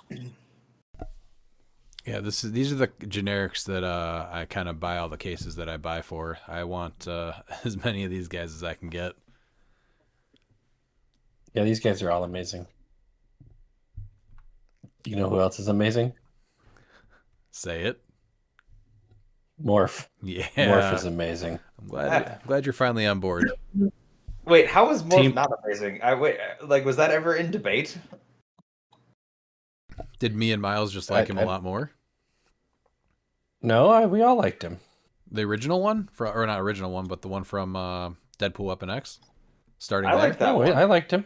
Okay. Yeah, I liked him too. Shape change and super senses. What's not to like?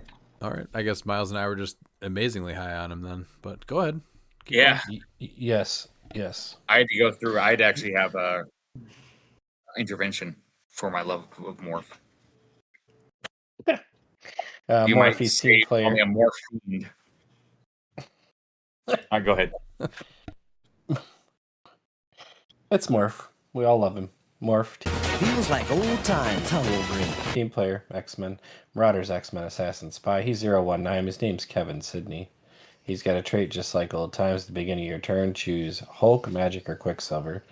Morph can use the corresponding effects until they choose again. Hulk, charge, super strength, modify defense +2. Magic, blades, claws, fangs, phasing, teleport, passenger 2, and Quicksilver, flurry, sidestep, modified speed +3. For 50 points, you get 8 clicks. You get plasticity. You get a 10 attack. You get toughness for the first 4 clicks, and you get shape change the whole dial.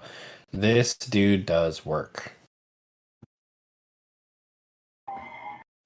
Yeah, I don't know if you ever play this regular card. I think you always go with the alternate.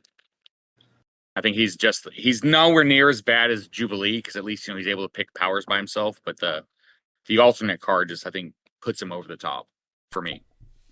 Yeah, I agree. This one is still pretty cool, but the alternate card is better. Oh, it's better, but this one's not bad. I was gonna say this is not bad by any stretch of the imagination. You just get things that you can't get. You get things that you can't get with the first one though, like the modify the speed +3 or passenger 2, defense +2. So there's other things that you can get versus the other Morph. But yeah, I like the other one better. Why don't you tell us about him? No, it's your piece, Morph. Oh, I thought you had slided in there. I guess you're the next guy, huh? Well, that's what I get for not paying attention. Morph, you know him, you love him. This is the alternate card. He's still Kevin Sidney. He still has the same team ability. He still has Marauders, X-Men, Assassin, Spy. Now he's got a trait, though, that says she can't say it, but I can. Once per game for all friendly characters with this trait, when another friendly character with the X-Men keyword would be KO'd, said turn on their last non-KO click and place them adjacent to Morph. If that character has Logan or Wolverine in their name, they have immune until your next turn. Then he's got another trait, which is he gets really fun, shifting between forms. Free choose a friendly character within 4 squares until your next turn. Morph can use any standard powers that character can use and replaces their range with the chosen character's printed range. Both are good. The one problem I have with that last trait is that it shouldn't be a free and it should always be a constant check. You're paying 50 points. Copycat does it for 15. That's because they have the same power set. Copycat can never have every power, and neither can Morph. But For paying 50 points, you should get that.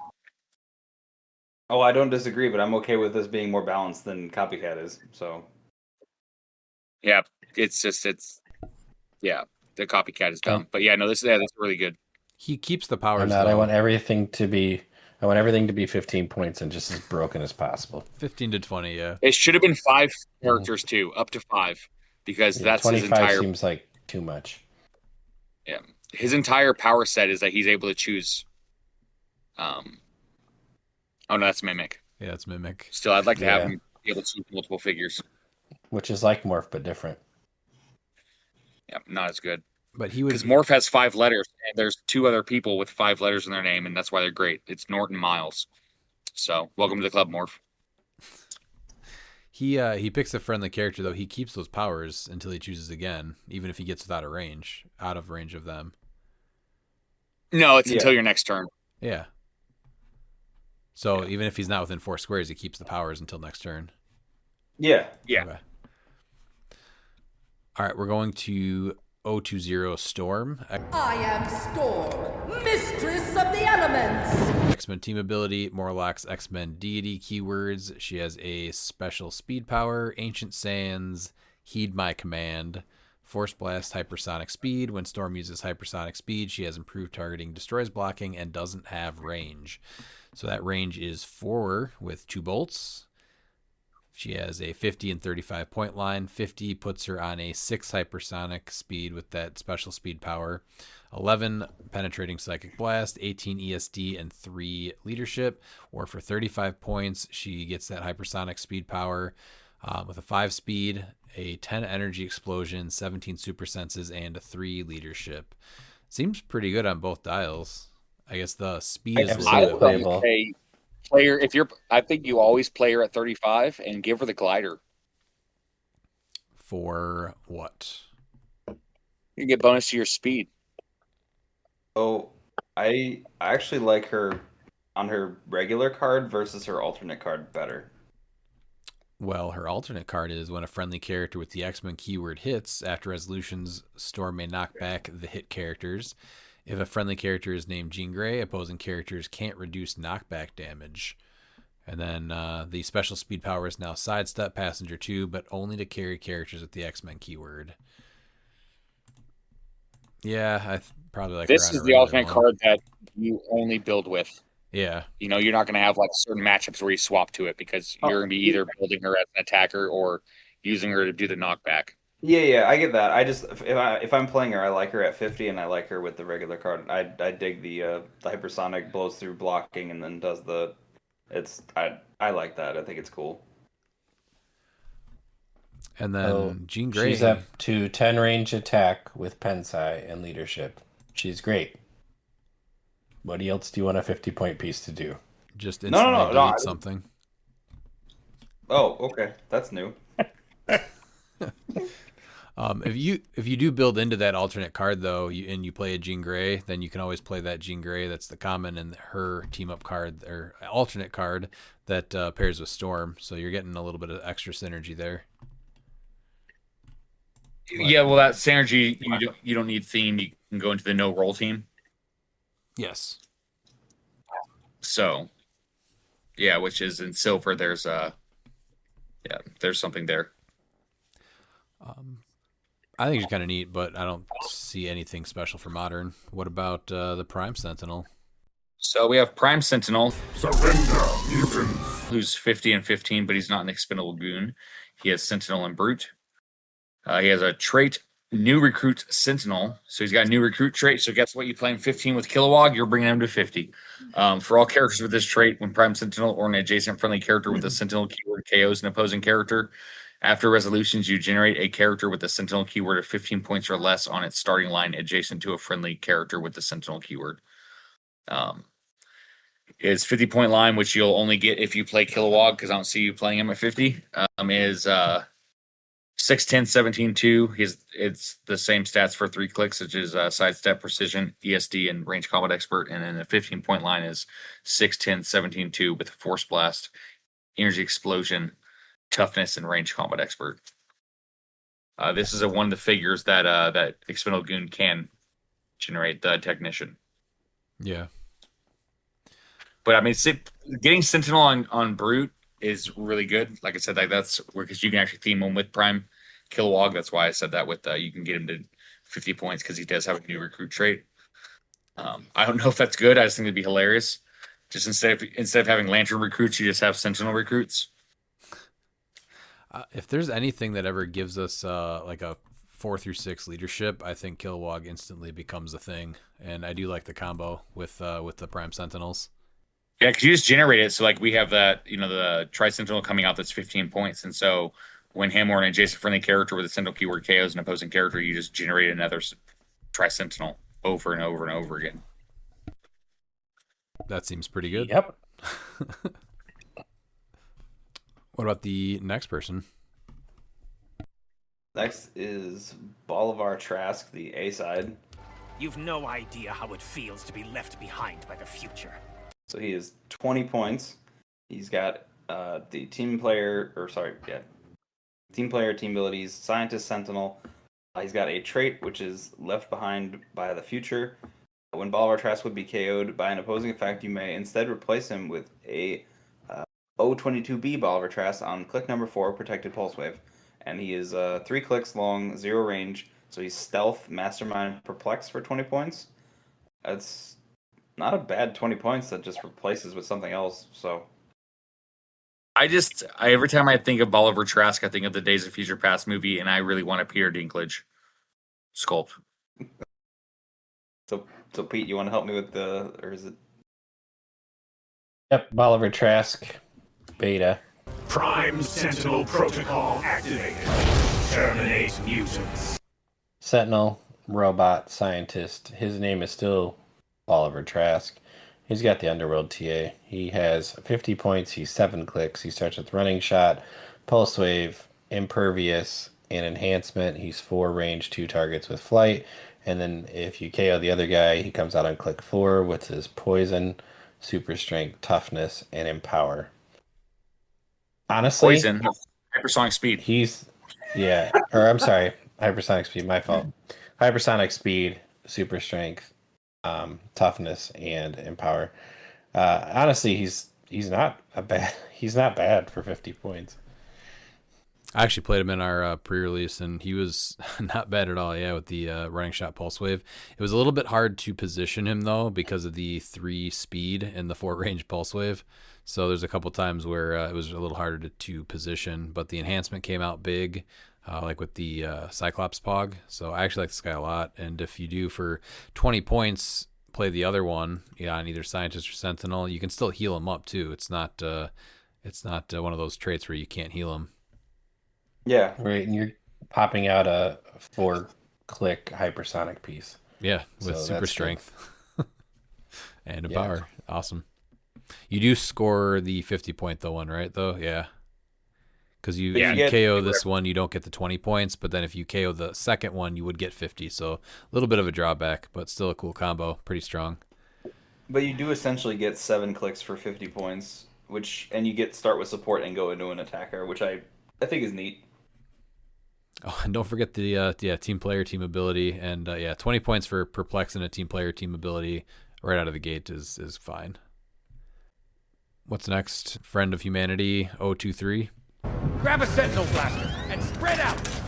So same new recruit trait. There's another trait which is retrofitted Sentinel technology. When Friend of Humanity hit characters can't use attack powers until your next turn. Pretty solid little power. It's a 50 or 15 point like all the other goons we get here.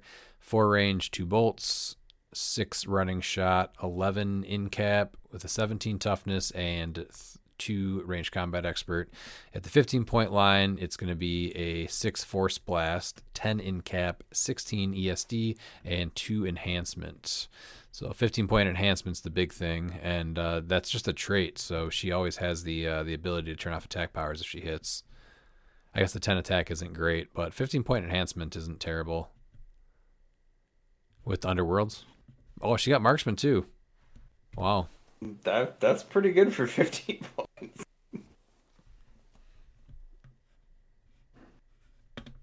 Just hoping they bump up leadership. I'm ready for new recruit Sentinels and Kilowog to be a thing.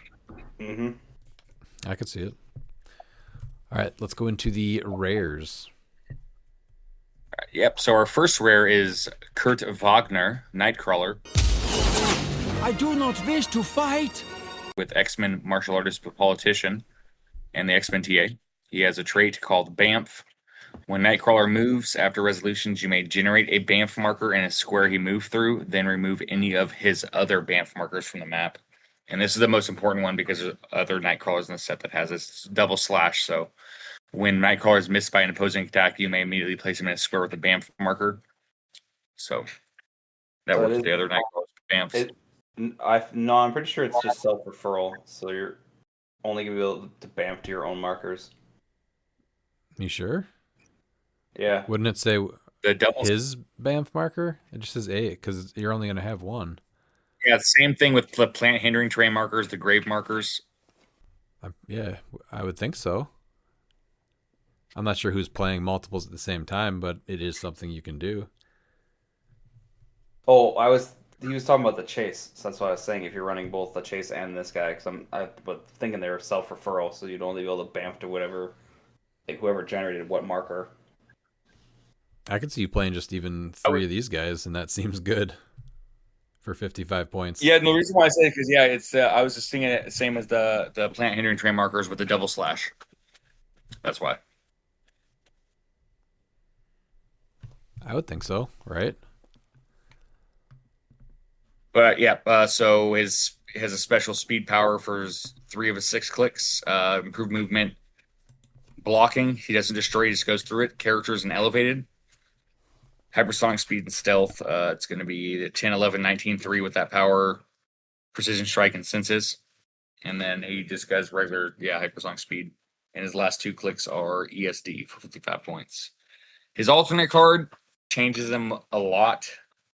So I see you either playing the regular one or the alternate card. I don't really see you swapping.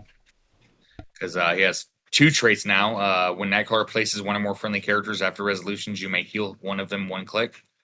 And his second trait is when a friendly character within 2 squares is missed by an attack after resolutions, you may place that character up to 2 squares away from their current square. And then his speed power, instead of the hypersonic speed and stealth, is passenger 3, but only to carry characters with the X-Men keyword. And when he's given a move action after resolutions, he may make an attack. I mean, that's pretty good right there. He just carries up 3 characters and then makes an attack with 3 empowers and 11 precision strike for 6 damage. Yeah. Yeah, but I think that you're going to build around that. Oh, for sure. And I still like the more the attacking one, but it's still another just cool variation of it. You're building into a different version here, a little bit more of a supporty piece, or one that just comes up and nails them for 6 damage, 10 away. The improved movement. Yeah, he's not bad at the alternate card either. He's also within 2 squares of himself, so that means that you're able to place him up 2 squares. You're also able to heal him if he places himself. Mm-hmm. Because it just says friendly characters, not other friendly characters. So, yeah, I like the support version, and he's not an attacker like the House of X one was so weak. So both of these are way better. He's like the House of X better. Yeah, these are like both very good versions of a very popular character. I think the chase is going to overshadow him, but yeah, still amazing for 55 points. I was gonna say this is still really good for what he does. Yeah, he's not the chase, but I mean, super. It's really good for 55 points. You play him over the chase at 40. Oh, I think so. Yeah. Oh, definitely. Chase isn't bad at 40, but if I'm playing a Nightcrawler, it's going to be a full point chase one or this one for sure. All right, then let's go to the next one, which is 25 Bastion, Dan. Bastion. Know your role, mutant. He's 60 points. He's got the Underworld team ability, Sentinel, Robot, Ruler, keywords. He's got a trait and a special attack power. He looks like he walked right out of Cyberpunk. So his first trait is the Final Dream, leadership at the beginning of your turn. If 4 or more characters in your KO area have the Sentinel keyword, you may replace Bastion with another character named Bastion on its last non-KO click, then heal it 2 clicks. That character can't otherwise heal this game. So, let's see. That's pretty neat. And then his attack power, which he has on clicks 1 through 4, is Giant Reach 3. When Bastion hits until your next turn, hit characters gain. This character must break away to move. That's interesting. I like it. So he's 6 range, 2 bolts. He starts with phasing, the attack power, and then invuln and outwit. And then his next 2 clicks are hypersonic, the attack power, mastermind, perplex. And then the last 2 are charge, pulse wave, a 19 invulnerability, and a 2 exploit. This is a very odd dial, but I get what they were kind of going for here. So, but he's interesting. I just don't know how good he is, and he's probably okay in sealed, but I doubt anywhere else. There's I enough. left him in my booster because I thought the dial was a mess. Like I have to get him hit for him to be useful, and then like it was too on. You couldn't count on it. So I played other pieces. I think I don't like this piece at all. No, it's a miss, but I kind of get what they were going for here. What is that? Like him building up and then replacing with like a future version of himself, or like a more advanced version of himself. So that's it's just that's tough. That's tough to pull off because you have to have 4 more characters in your KO area with the sun. I mean, that might not be that difficult in like silver, but I don't know if I'd pay 60 points for that. Yeah, it's just weird. It's not bad. I mean, in sealed, you're gonna get a lot of sentinels in sealed, but the only way that you really would probably play this Bastion is if you also pulled the chase. But then if you pulled the chase, aren't you just playing the chase? Probably, yeah. I like the sculpt. The sculpt is really cool, but that's about it. I got literally no other sentinels. Really? I pulled a ton. Yes. Okay. Oh wow. No, it was him. He should have had a It was Fiend him. pack. No, yeah, well, he should have. He didn't. And I looked at it and I thought, man, that's a hot mess. I'm not doing it. With no TK. Maybe if there was a TK on my team, but there wasn't. So I was If he had just move and attack top dial, I'd be like, that's at least worth a look. But man, if they gave him sidestep, sidestep. Yeah, that'd be fine. Traded, maybe traded sidestep. So let me ask you this: is this the worst character in the set?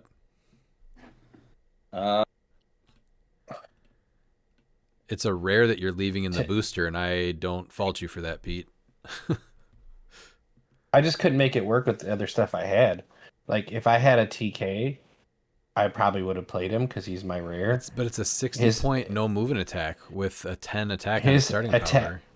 His attack values are a mess until you get to click in 3 and 4. And that's it. You do get outwit, and then he drops to a 9, and you get charge pulse wave. And I guess charge exploit.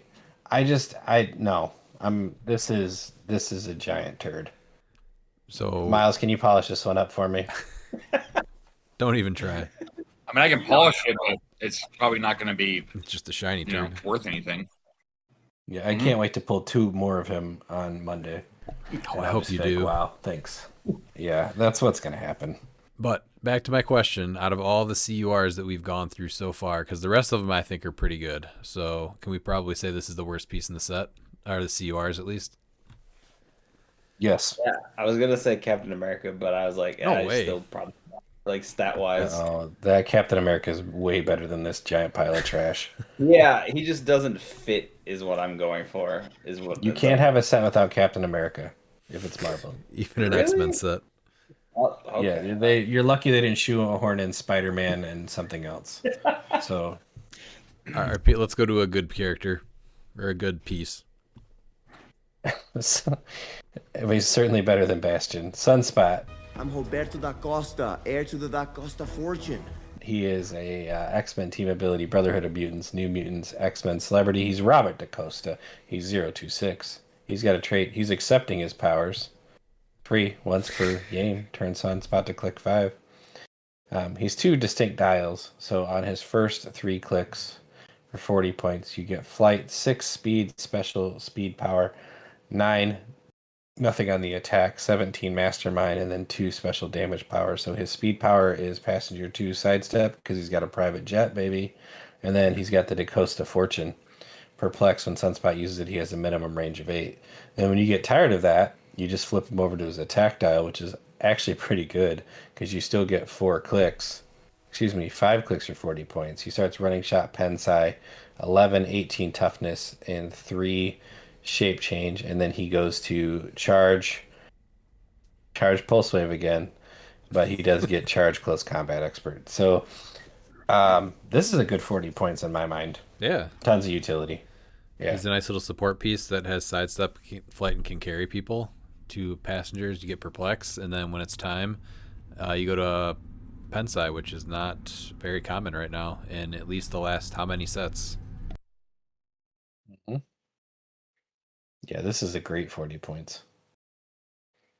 You know who's not a great 60 points? Bastion. Agreed. He sucks. Yeah. All right, let's go to Callisto. So I was hoping that we were going to get a ton of the animated Morlocks. So that was another one of. Oh, I should say that about Sunspot too.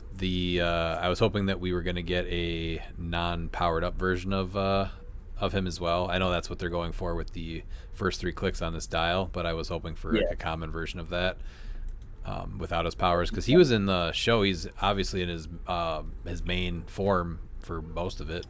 I am Callisto. You've already met some of my tribe. We Morlocks are outcasts, mutants too deformed and unsightly to pass for human on the surface world. Unlike you, we have no choice but to dwell here, away from those who fear us.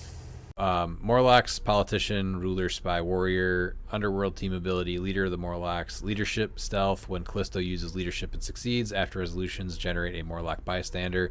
Unique modifier. At the beginning of your turn, you may choose a combat value. Friendly characters that have the Morlocks keyword modify the chosen combat value +1 until your next turn. So 45 points, she's getting you 6 clicks of health, and she's starting with an 8 charge, 11 blades, 18 combat reflexes, and 3 outwit. So with the stealth and combat reflexes, if you can base somebody in hindering, that's not bad at all for 45. And she's your leadership. She also gets the Morlock bystander, which is a 3 range, 1 bolt, underworld team ability, 6 sidestep, and no attack power with a 10 attack, 16 super senses, and a 2 damage with no powers. But yeah, I was hoping that we were going to get a ton of Morlocks in this set, because they were pretty prevalent in the original 90s, and we did not get them in XDPS, but we did get a Callisto in there too. So the Morlocks are just little leeches? They just used his picture, but yeah. Yeah. But yeah, I would like to see a lot of them. There's Sunder, and Tommy was that one that turned into like super flat.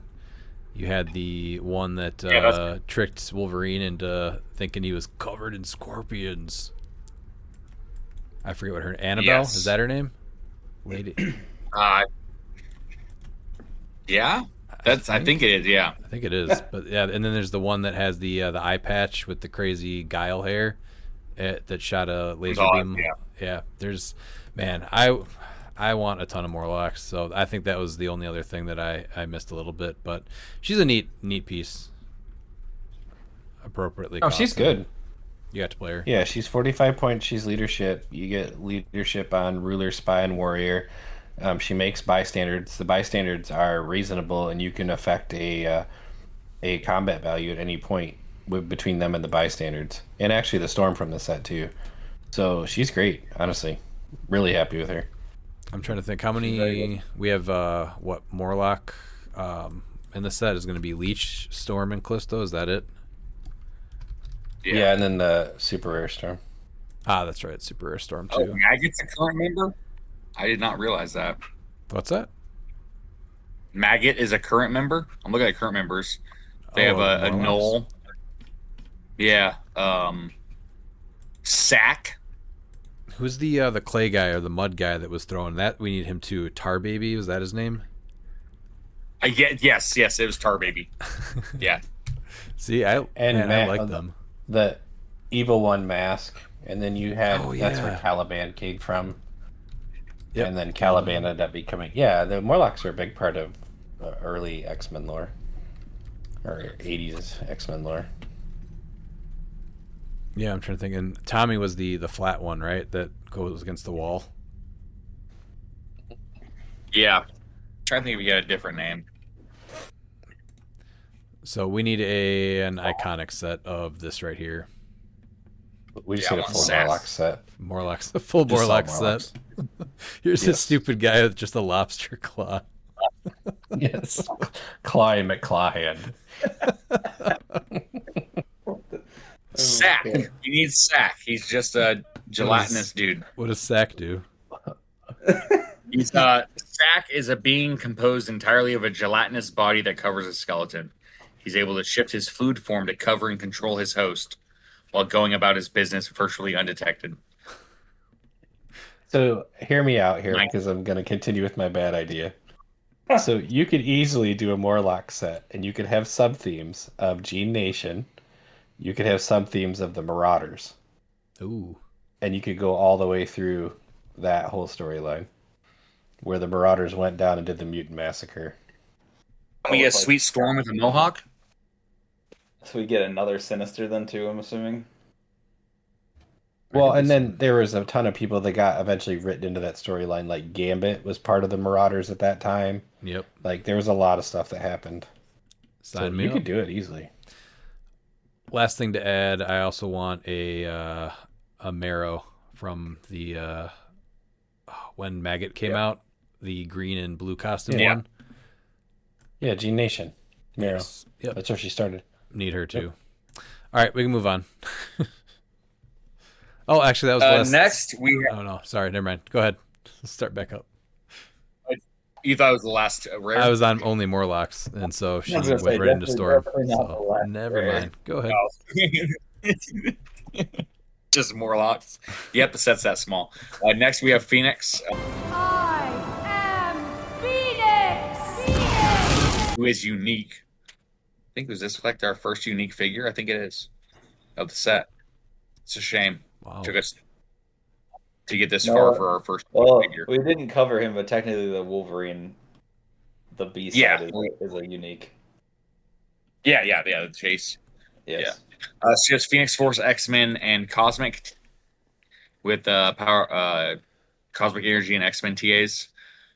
2 traits. Her first trait is I am Phoenix, sideline active. When a friendly character named Jean Grey, Marvel Girl, Madeline Pryor, or Phoenix is KO'd.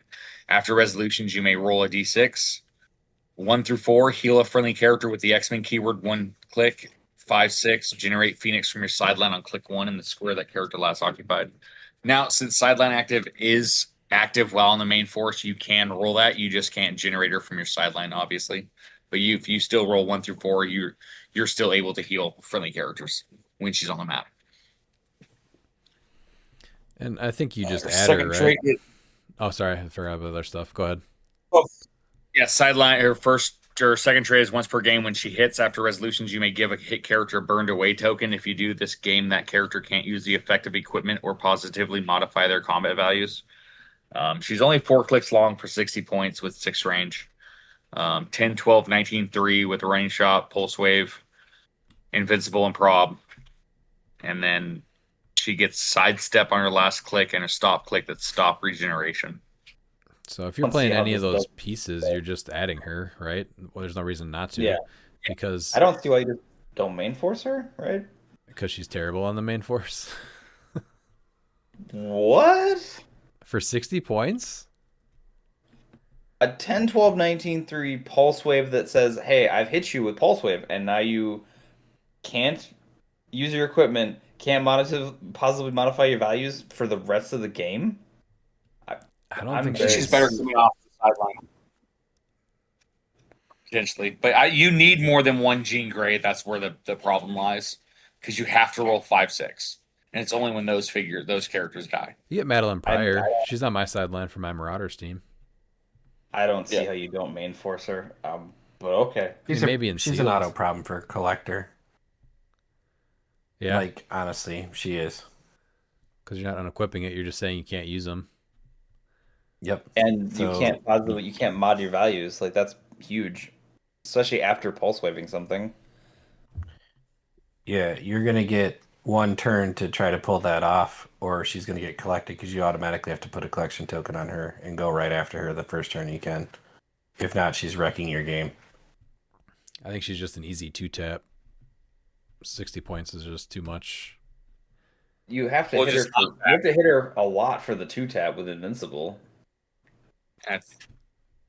For 5? You have to hit her at least 3 times. That's what I'm saying. You have to hit her for 5 to get her to that first Yeah, stop click. 5 to there, or at least twice. Yeah, It's not that hard. She's not great on the stop click, but it's still regen. Yeah. Think of all the people No, with knockback. the sword, anything like that, the long sword. I don't know. I like her as a chance to come off the sideline, but even that, like, are you really picking her with Chair Panther? Even if you see her on the sideline with the potential to come in, no. No, not really. Depending on what else is there. There's other problems like Fortify and stuff like that. So she goes great with the metal and prior chase just for the chance of it happening. Yeah, that's where I'm playing her, but I think it's definitely a piece that'll be a new sideline piece for if you're playing any of these. She's an auto add on there, but that's it.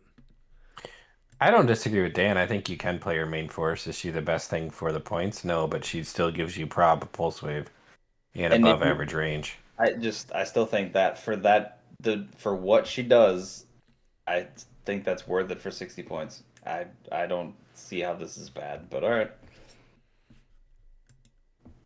What about she does get if you do main force her, you can put the Phoenix Force on her. Now she gets poison and always has regen. Mm-hmm. All right, let's go to Forge. Forge. I was a soldier. There was a war. Is 30 points. He's the X-Men team ability. He is X-Factor X-Men Mystical Soldier. He's got 2 traits. So his first one is Fixing by Mistake. When a friendly character with the X-Men keyword heals until your next turn, they have Safeguard Outwit. That's really good. His second trait is at the beginning of the game, you may have an opponent generate the adversary bystander friendly to their force in their starting area. If you do, this game, Forge has the Mystic's team ability and has friendly characters have Safeguard opposing probability control. So the adversary bystander is, I don't know who this is because I didn't really watch the series. It looks like a bird. It looks like a bird, but I can't really tell. So it is a flight, 8 charge, 11 poison, 18 impervious, 3 damage perplex, giant, whatever this is. He's a trickster, goddamn. Okay. Guy. Yeah. It looked like an owl, but I was like, I don't know, so I'm not going to assume anything. So Forge is 4 clicks, 4 clicks to sidestep. So the first 2 attack power clicks are Pulse Wave, the second 2 are Precision Strike. The first 2 defense powers are Toughness, and the second 2 are Barrier. And then his damage powers, you start with 2 clicks of Outwit and then end with 2 clicks of Support. I think this guy's great for 30 points. This is another like just good supporty Forge. They really don't. Besides like the Legacy one from X of Swords, that was like the only real dud I feel like they've made. Yeah, Forge usually gets pretty good cards. He's also unique, by the way. He's Not for nothing. a custom like adversary token, and it's going to be of Uncle Dookie. Who is Uncle Dookie? The Grand Duke of Owls. I don't from Rockadoodle. Oh God. You know what I'm talking about? Bringing back. No, I don't. I know I watched that movie like in theaters when I was 8 or something. Yeah, no, he has like a little nephew. I forgot what his nephew's name is, but the nephew calls him Uncle Doogie. I mean, the bystander he generates is like fine. It's not bad, but I don't think it's like the worst thing. So I would just do it to be like, all right, all friendly characters have Safeguard opposing prob. That's totally worth the trade-off. Yeah, and he gets Mystics then too. Yeah, it's a fine trade-off for sure. But it's another good. Wait, yeah, and it's this game, so even if they take out Forge, they still can't prob your team. Yep. Yeah, exactly. Yep. So he's a great piece. Well, no, I don't think you do though, because it says if you do, Forge has that, so he would still need to be on the board. Mm-hmm. Because he's the one. Oh, now okay. I thought he has Mystics and friendly characters have. I didn't. Yeah. I didn't see that. He's giving it out, but it's still really good. I would gladly trade the little bystander for that. And if you get close to him, he has a Pulse Wave and an Outwit, so you have to really commit to him if you want to take him out. So I like this Forge a lot. Soldier, I think, gets really strong here. How about Captain America? Captain America, because it's an X-Men set, so we needed him here. This uniform shows up in Mexico bashing heads in with you. It sends a message. Gotta do this by the book. He's Avengers TA. I get it, he was part of the show. Avengers past politician soldier. His real name's Steve Rogers. This uniform sends a message. ESD, leadership, both good powers. Unique modifier, friendly characters that are adjacent or have the soldier keyword modify defense +1. Well, that's great. If a friendly character, the soldier keyword is in your KO area, modify defense +2 instead. Well, that's even better. He moves through clicks. He's got 4 range triple target. He's sidestep, 11 precision strike, 8 toughness, and empower for 50 points. I think he's great on soldier. And then don't forget too, obviously getting Mjolnir for free. Yes. So for 50 points, I would consider building with this guy. He is giving yourself leadership. Put a couple of little soldiers on there. This dude's getting played in the monthly. I think so, yeah. Yeah. So also I think we talked about this before, but you can't KO a bystander and then have +2 defense because they don't have the keyword in your KO area. So no, you're just looking for little soldiers though. Yeah, I know. That's any figure that's keyword cheats too, not just bystanders. What is the... Man, I'm trying to think of the smash and destroy stuff. Once per turn, for all characters with this trait, when a standard friendly character is KO'd, after resolutions, you may replace Steve Rogers. Yeah, so for 25 points, you can play the Steve Rogers from Smash and Destroy, and then... pop out this guy. You pop out this guy, and everyone automatically already is going to have +2 defense, and you only paid 25 points for that. And that's even better. And your goal is to kill someone off anyway, right? The only thing that you lose... Does Mjolnir have Steve Rogers also? Probably not, right? No, it does not. No. That's fine, though. You're getting potentially all of your soldiers to get a +3 defense within time for 25 points. That sounds amazing. But you got to walk Stevie... Well, you got to kill Steve, so... Huh? Oh, well... No, his is when a friendly character with a soldier keyword is KO'd. Yeah. His is just a standard friendly character. So, but if you put him on a soldier team for 25 points, you get one soldier killed, even if it's like a 15-point generic piece. Yeah. And all of a sudden now he turns into this Captain America, and you've already put a soldier into your KO area, and he's just on the map. So that's +2 defense right there. Oh, I guess that's the most, though, is just 2. It's not per one like that rogue. Figures that are from the character. It's just checking for if there is one or not. So that's still pretty good, though, for 25 points, giving everyone just a static +2 defense. Yep. So I like that combo. I think Soldier is actually going to get pretty strong here. Anything else on this Captain America, though? I'd like to see him be one of the first handsome clicks where his chest is painted like skin tone. Would you leave the mask on him, right? Yeah. Yes, of course. What about the gloves? Yeah, you can leave the gloves on too. Oh yeah, mask and gloves. All right, let's go to Bishop. Luckily, this ain't our first time at the X-Men Are Dead rodeo. I love this Bishop. This is probably the closest thing that we've gotten to his character, I think, ever. So he is the A version of the Prime. He has X-Men TA, X-Force, X-Men Detective Future Police. He has a trait, which is Future Knowledge, Probability Control. When Bishop uses it and an opposing character misses all targets, after resolutions, remove an action token from a friendly character with the future or past keywords. And then another trait, Charging Up. Energy shield deflection. When Bishop is damaged by an attack, after resolutions, you may roll a d6 and increase the result by +1 for each click of damage Bishop took from that attack. If the result is 5 or more, you may replace Bishop with a 97031B Bishop on the same click number, then heal Bishop or the character who replaced him 2 clicks. And then he's got 2-point lines, 70 or 50. 70 is getting you 6 clicks of health with a 4 range, 1 bolts. First click is a 6 running shot, 11 energy explosion, 18 combat reflexes, and outwit. If you start him at 50, it's going to be a sidestep, 6 speed with a 10 pensai, 17 super senses, and 2 ranged combat expert. So both are decent, but I like them, I think, better top right to get a better chance that you can bring in Bishop. Because if he gets KO'd, you can't bring him in. I don't actually like playing that version or putting Bishop on my sideline. I like playing him with the alternate card at 50. Ah, that's right. I keep forgetting to go over these alternate cards. I Yeah. still think turning him into the other Bishop is cool. Even just playing the Prime that we'll get into alone, I think is awesome also. But the alternate card for the one that I just read, first trait now is Ain't Our First Time at the X-Men Are Dead Rodeo. When another friendly character with the X-Men keyword is KO'd by an opposing effect, after resolutions, you may place Bishop anywhere on the map, and he has immune until your next turn. And then he has another trait, which is We Gotta Rescue the X-Men, probability control. When an opposing character uses probability control to re-roll an opposing character's attack roll, modify the attacker's damage -1 for that attack. So probably the alternate card is better. 50. Yeah, I like playing him at 50 just so he'll be an 11 for 3. You know, you'd be able to use him as an attacker with the super senses for the rollout because you're going to be able to place him to make him immune. Yeah, so I think with the alternate card, I like him better at 50. If you're going with the other one where you're going to trade him in, maybe 70 or no?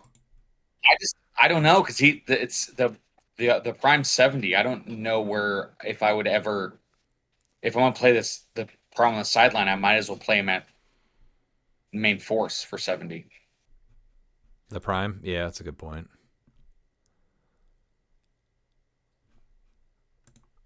Yeah, and like I said, I don't think the regular one's good enough at 50 points. The regular one? No. Because he'll just die. Yeah. Too easy before you even get to turn him into it. So, yeah. If you want to do the swap, 70 points on the other one. Otherwise, alternate card, yeah, 50 points is very neat. This is a cool mechanic. It's a cool mechanic. It gives you options to play a fun character that we don't get a ton of. And he's never been done this well before either. No, I agree. Oh, yeah, this is very much like Bishop.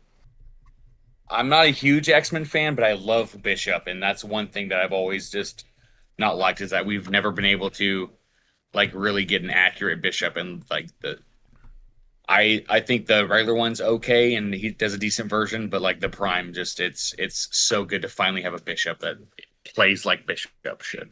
Yeah, there's been many times where I've wanted to play a Bishop on just a regular weekday, and I just put him back because like I can't justify playing this, and it doesn't even feel like I'm playing the character. So, no, like the original Prime Bishop, like I really wanted to play and I couldn't because he just wasn't good. Well, the Prime one that made Shard. Yeah, but that's the entire problem is that he's a Prime because he makes a hog. You kill that hog, he's useless. Right, he was good for a reason that made no sense to his character, really, and he wasn't great after that. But this one, like, just playing the Prime, what do you want to go over the Prime? I can absorb your bioenergy and channel it right back. That's my mutant power. Because I feel like main forcing him is good. Yeah, so the Prime has X-Force, X-Men, Detective, Future, and Police. He's got a trait, Supercharged Mutant Battery, which gives him ESD. And then when Bishop or an adjacent friendly character is missed by a range attack, after resolutions, heal Bishop 1 click. Bishop reduces damage from range attacks to 0, protected pulse wave. Special attack power on his first 4 clicks. He's 70 points, just like the regular one.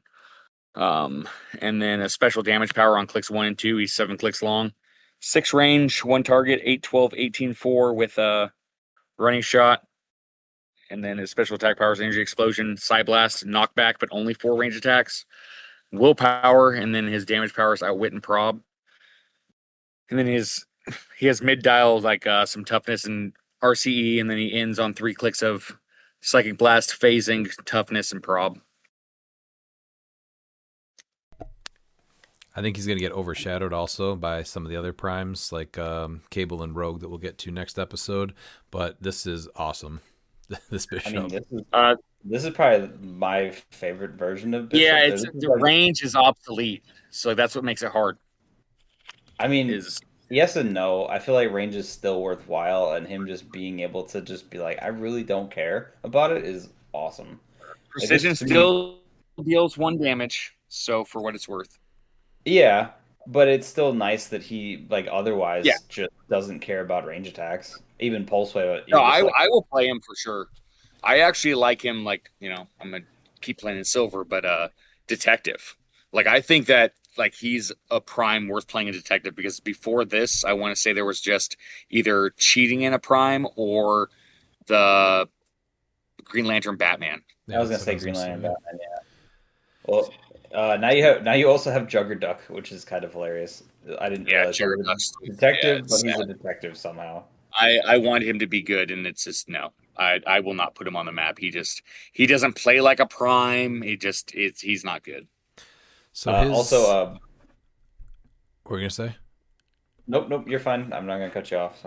So with the way that he's worded, Bishop reduces damage from range attacks to 0. If he's hit with Pensai though, he's not reducing that, right? Because you can't reduce it. No, you can't. Yeah, so it just deals penetrating damage. That's all it says. It's just he still reduces damage from Psy Blast. Does it? Are you sure? I still don't. I don't think it does because Pensai is damage from range attacks can't be reduced. So this is one of the I think you'd still get through it. So. So where you guys stand on that? I still really like Bishop. Honestly, he's great. I think. No, so if he gets hit with Pensai, does he take the damage or does he not take the damage?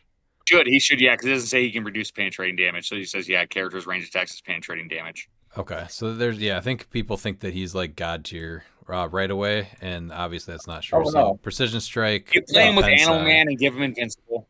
You're good to go. Just give him Invincible. I think that's totally fine. Yeah, I'd play that for 80 points. Yeah. Yeah, this just feels like Bishop because this is exactly what Bishop did, where it's like range attacks essentially did nothing to him. So he just absorbed it. Yeah, and he's already charged up. Which is that's why I said this feels definitely like the most. And between his attack power and everything, he could just blow up an entire team. Well, a chunk of a team. I mean, penetrating energy explosion with knockback.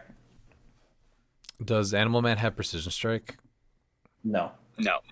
Damn it! Every power. That's one of the 3 powers. Every power you want on Animal Man, he does not have. He doesn't have flurry. Flurry. We're like, no. Does he have Precision Strike? No. It's not going to be the last time I ask about any of those either. He has every power you want except for 3 of them. Yes. Yeah, which is that Steel Energy, Flurry, and Precision Strike. Yeah, but those are always the 3 he asks about. I know, and it won't be the last time. I will absolutely be asking about those powers in the future. Probably next episode when we're talking about other stuff. So the only other detected prime is the Damian Hellstrom from Wheels. That's or at least like the if I look back quickly, that's the other 2 that I noticed. Yeah, I tried to make him work. It's not worth it. He's right up there with Juggerduck. He looks like he does something neat, but it's just every time you're just like, this isn't going to work, and you just put him away. You have to invest in more points. You have to either give him Destroyer to make him a giant, or you have to give him Mjolnir. So now you're talking 80 points or 85. And for 80 points, I'd rather play Bishop with Animal Man. Yes. That's Batman. Green Lantern Batman. What's the word, Dan? I didn't. No, Miles already pointed him out, so I went to the alternatives. Jeez, act like I'm just gonna ignore Green Lantern Batman. Batman's gonna choke you out. These are. I'd like to see him try.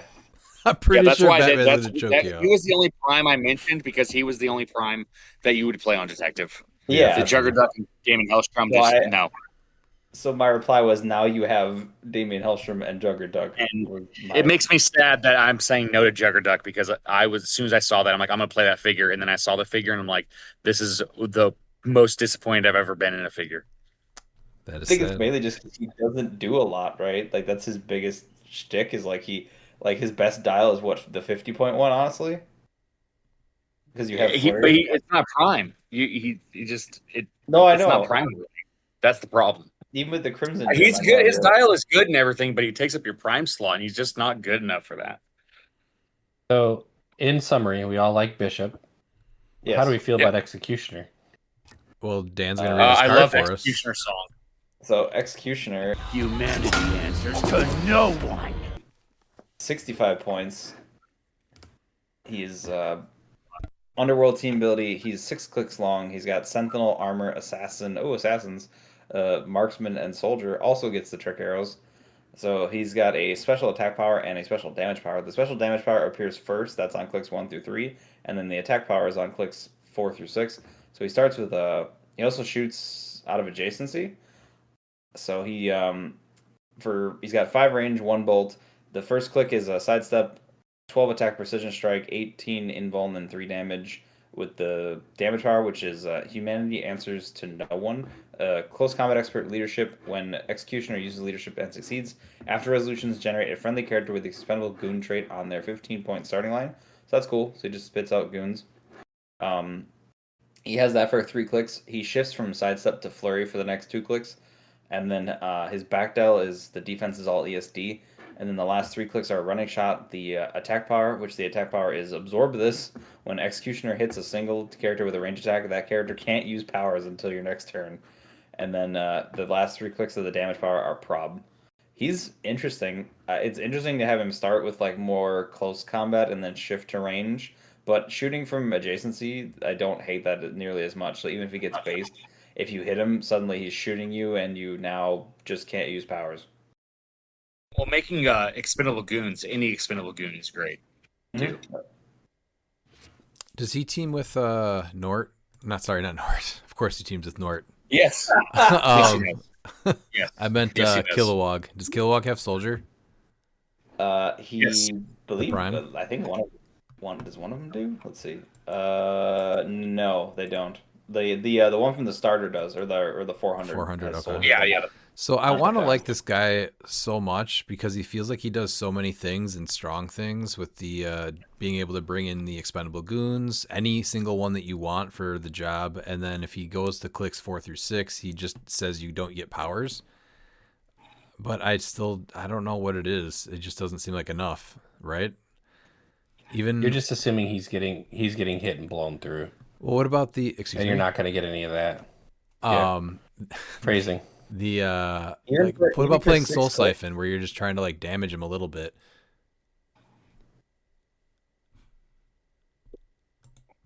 Oh, do you because you need the running shot? That's what sucks. Yeah, because you need that attack power.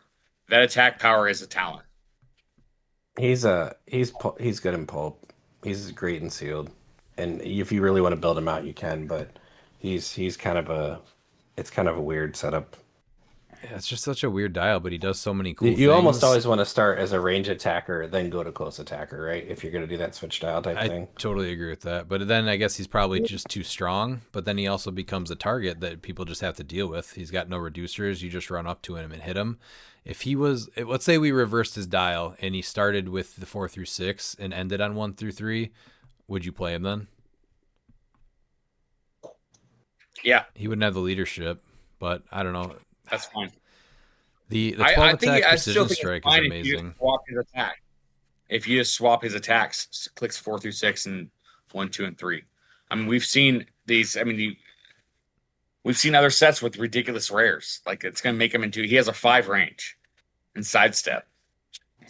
Is it 13 for 4 though, up close, and the marksman for the trick arrows. It seems like he's good, but he's not. No, I'm saying I would play him if they swap the attacks. Yeah. Where if you swap 6, 4, 5, and 6 with 1, 2, and 3, just the attacks, I'd play him. I think he'd be fine.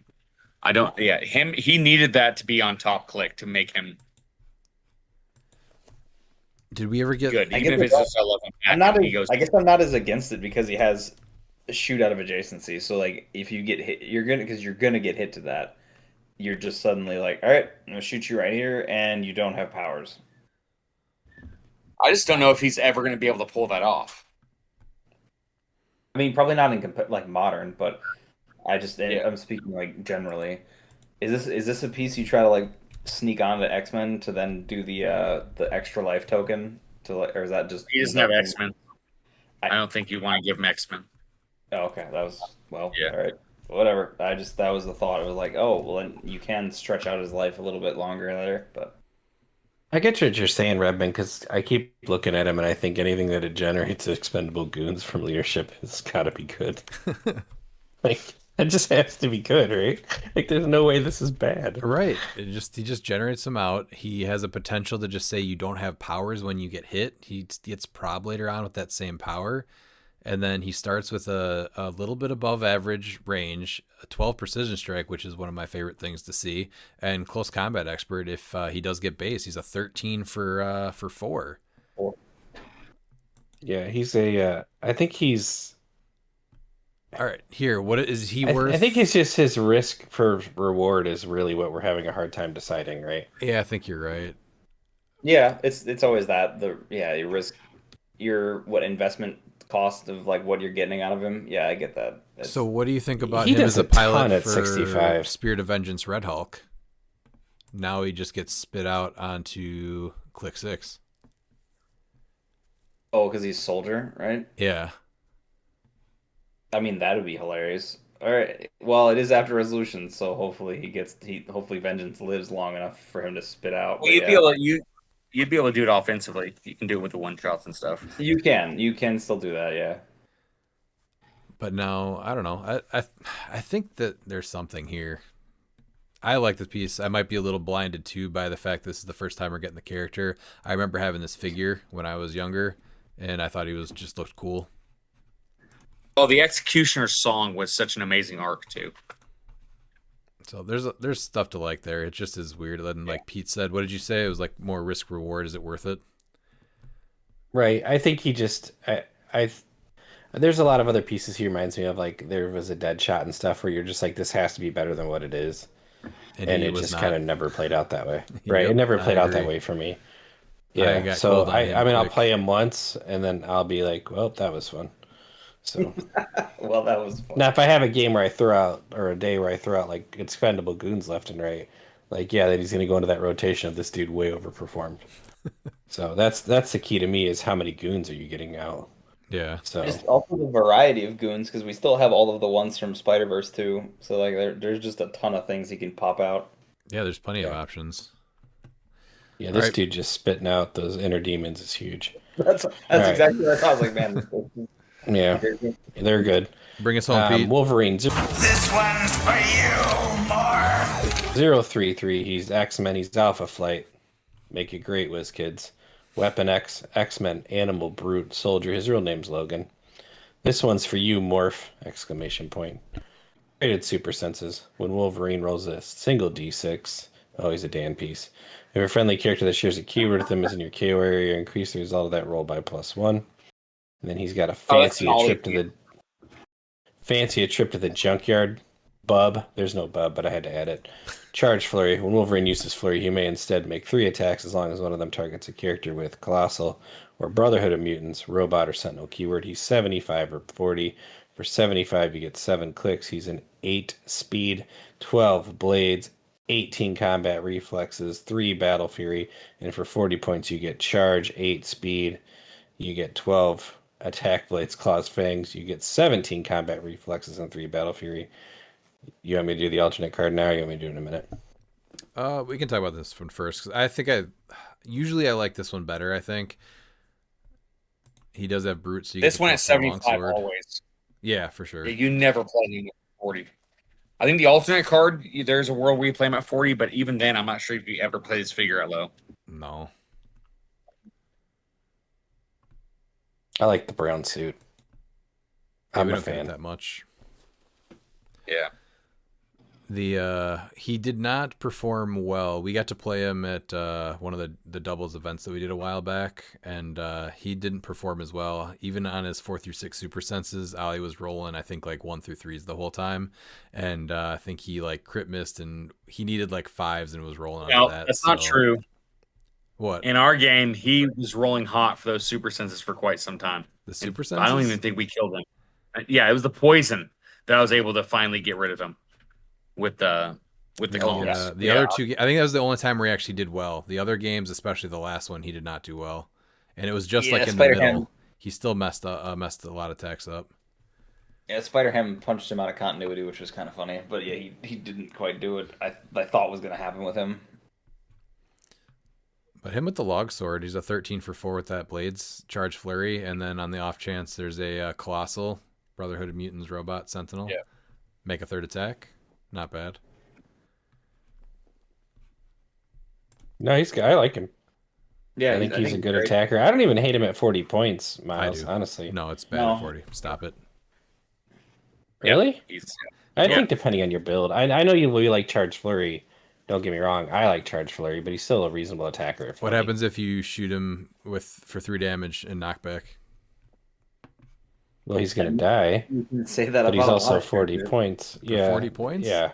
I'm just saying, so Do we we're need- looking at 40 You know what? points. We're going right like- back to the start of this episode, and that's what we're going to look at everything. What happens when you shoot him for 3 damage and knockback? Yeah, no, Right I'm now. not going to use that excuse. But what I'm going to do is I'm going to compare him to another figure that does more at 40. You have 40 points left on your X-Men team. You're going to play this Wolverine at 40, or you're doing Nord. You're doing Nord every time. No. I would, out of principle, So not about do that, about that alternate card. Let's hear it. The brave always die first. That's a trait and a bold statement. Super senses, toughness. If Wolverine is adjacent to exactly one opposing character and neither is adjacent to any other characters, or other characters can't be moved or placed adjacent to either of them, and Wolverine can use impervious. And then he's been in a lot of wars. Bub. There we are. Nicely done. I was like, there's the bub for you. I like that trade. I wish it was closer to Wong, where they couldn't be targeted. And then I'm like, okay, now we're talking. What are we losing? The super Just senses. plus ones? D6. No, you have super senses on both. The but plus it's 1 to it. The bonus. The bonus. So is it worth it to have the toughness and potentially impervious? I mean, Versus, he I now guess can't be shot for 4 and knocked back into a wall and die. that does help That's him. the new standard for everything. I'm going to go back to the beginning. I'm going through this. We're going to get an answer tonight. I mean, you're looking to, like, does your opponent have a lot of precision strike? Because then that would help to play the other one also. Is there a Colossal on his team? Then you're probably playing the original too. I don't know. I think this is just another one where it's a cool piece, play him with the +1 longsword and then bring the other alternate card, because there is a chance that it would make sense to play the other one. But I think he gets stealth too on this. So yeah, whatever you're going up against, you just pick the one that's the best for, which I think is another cool option for these alternates. A lot less conflicted than I do about 65 points of Executioner, because I'm still trying to figure out if I want to play that or not. But you look at 75-point Wolverine and you're like, I'm definitely playing that at some point, right? Oh yeah, especially because of the brown and tan suit. That's amazing. Yeah, I know other people have their favorite suits, but that's my favorite suit. Yeah. See, I'm impartial. I guess I wasn't really like, oh yeah, this. I don't know. I like the. No, Dan, you have to have a favorite Wolverine suit. That's the rules. You do. Okay. Yes. Yeah. So okay, what's your favorite Wolverine suit? I don't even know if I have a favorite one. Is it Little Wolvie's yellow and blue? Definitely not that. Dan's a full leather boy. Even though it's the alternate reality version, I love the Age of Apocalypse Weapon X. I've always been partial to that one. No, I think it's more the when he's just Logan with the jacket and pants, I guess. Oh, when he's Weapon X? Or Logan. Weapon X. You don't like Bondage Hound, Dan? Yeah, the cowboy hat one from Deadpool Weapon X. Oh, that's a personal favorite. Not the big metal helmet with underwear? No, definitely not. I do like that one. Well, you're wearing your Gambit outfit, and I'm wearing my big metal helmet and underwear outfit, so... I expect you to wear your workout outfit to the CCO and Redmond to be wearing his Gambit outfit, and you guys can play Game of Pig. Man. Problem is every time I've gone in public in that workout outfit, somebody's immediately gotten pregnant. So I get it. I know. That's why I'm not allowed to have a mullet anymore. Mm-hmm. I get it. I guess if I had to pick, it's probably the X-Force. The X-Force costume is pretty dope. I like mostly the black gray and and black one. Yeah, it looks sweet. Yeah, there we go. With the red. There accent. we go, Dan. I'm glad that you finally committed to a Wolverine outfit. And you're stuck with that for the rest of your life. So we'll bring it up again. That's not the worst thing to be stuck with the rest of my life with type of thing. Why you remember that? Yeah, it's like herpes. You never get rid of it. Man, y'all are just okay. We've definitely lost containment. You don't make the rules. No, we just live in this universe. No, we I didn't break. create it. I break all the rules, Miles. I may not make them, but I definitely don't follow them. All right, Miles. Favorite comment in the set. Favorite comment in the set? It's gonna be the 005 Gambit, just because of the suit. And it pains me to say that, but unlike some people, like even if I'm not a huge fan of the character, I'm not gonna go out of my way to talk crap about him because I don't want to hurt someone's feelings. Well, that's a point on your end then, because I will absolutely do that. Yep, I know. Sorry, little man. Who's your favorite comment? He called you Napoleon. That's fantastic. Thinking Rogue, maybe. What is wrong with you guys? Dan, what's your favorite one? Wait, what do you mean what's wrong with us? No, just go ahead. Pick your favorite comment. I'm not going to tell you pick guys your why you're all favorite wrong. piece, Pete. It's definitely Hank McCoy. I don't know what you're talking about. It's Leech. You guys are nuts.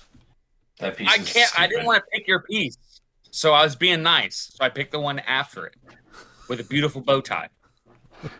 He does have a beautiful bow tie. Mind you, he had to have help tie that bow tie because he didn't know his real dad. Oh yeah, that guy he never met his real dad. Yeah. Explains a lot about him. What about the uncommon, Miles? Morph. Same for sure. Yeah. Man, the uncommons are actually pretty light now that I'm going back and looking at them. Dan, what about you? No, it's definitely the Dino Man. Pete? No, it's Morph. Okay. 3 for 3 for Morph. He's too good. He saved my sealed event. Yeah, he's amazing. Sealed event. And then last, what about the rare, Miles? To be Prime Bishop, because it brings me back to my childhood of having his first appearance and being blown away. Let's say you can't pick the Prime just because he's a Prime. Regular Bishop. Okay, that's fair. Dan? Sunspot, good old Roberto. Pete? Yeah.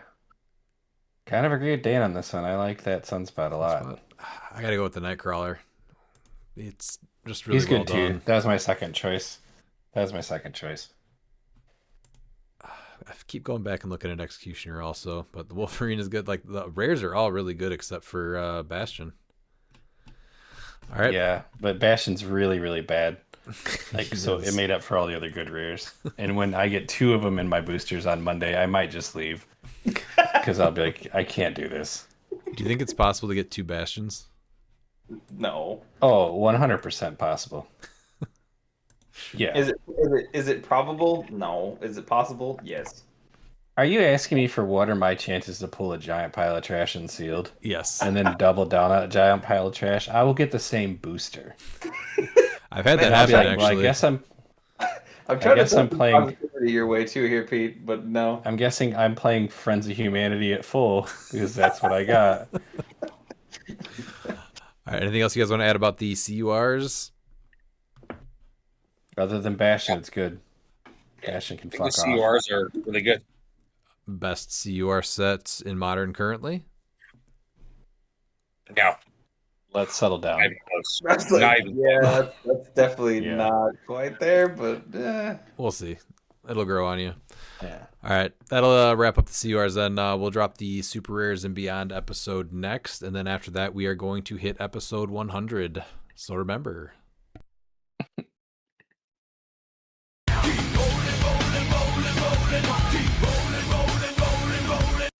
And if you're not down with that, we got 2 words for ya! Click it!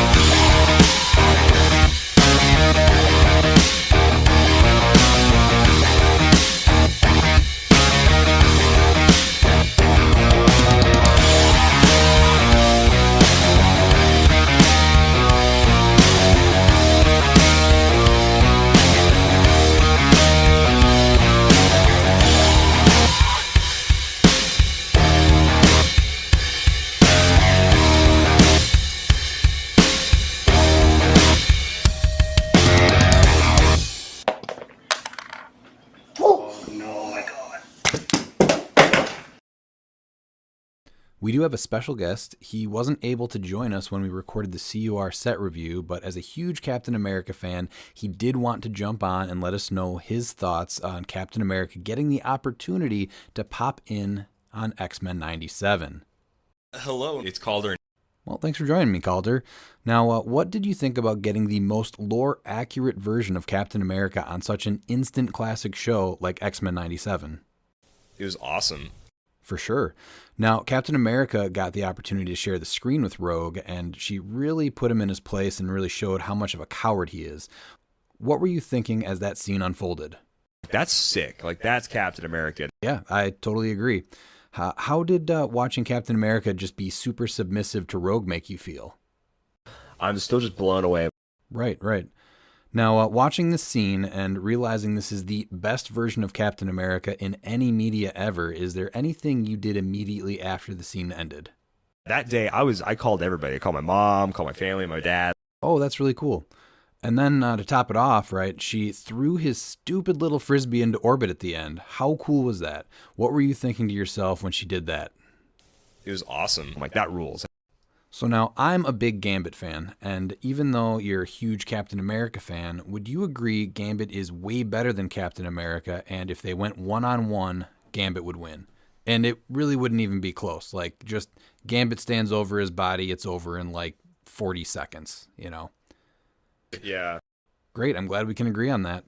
Okay, thanks for joining us, Calder. And for anyone that wants to keep listening, I did add the whole scene where Rogue asserts complete dominance over Captain America. Happy trails.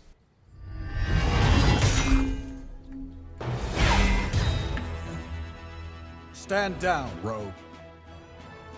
Please. Where's Henry Gyrick? He was moved out of Rikers last week. Genosha wasn't just a mutant tragedy. It shames us all. But rampaging across the country dishonors those who were lost. Skip the hogwash and tell me what America's top cop is doing all the way out here. Like you, I'm hoping to use Gyrick to get our hands on Bolivar Trask. He built the Sentinels. He's the natural first suspect for that master mold in Genosha.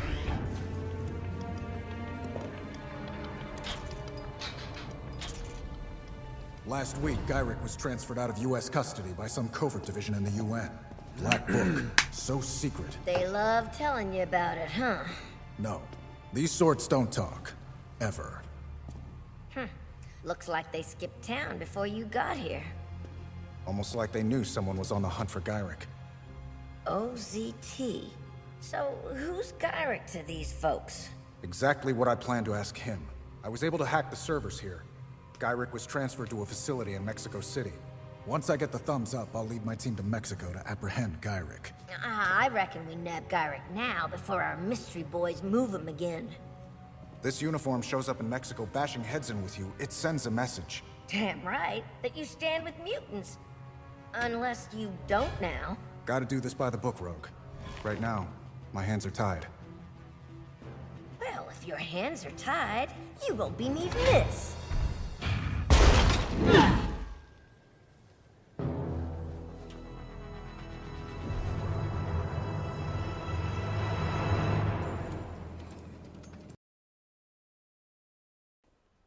That's going to wrap this set review up. Thanks for listening.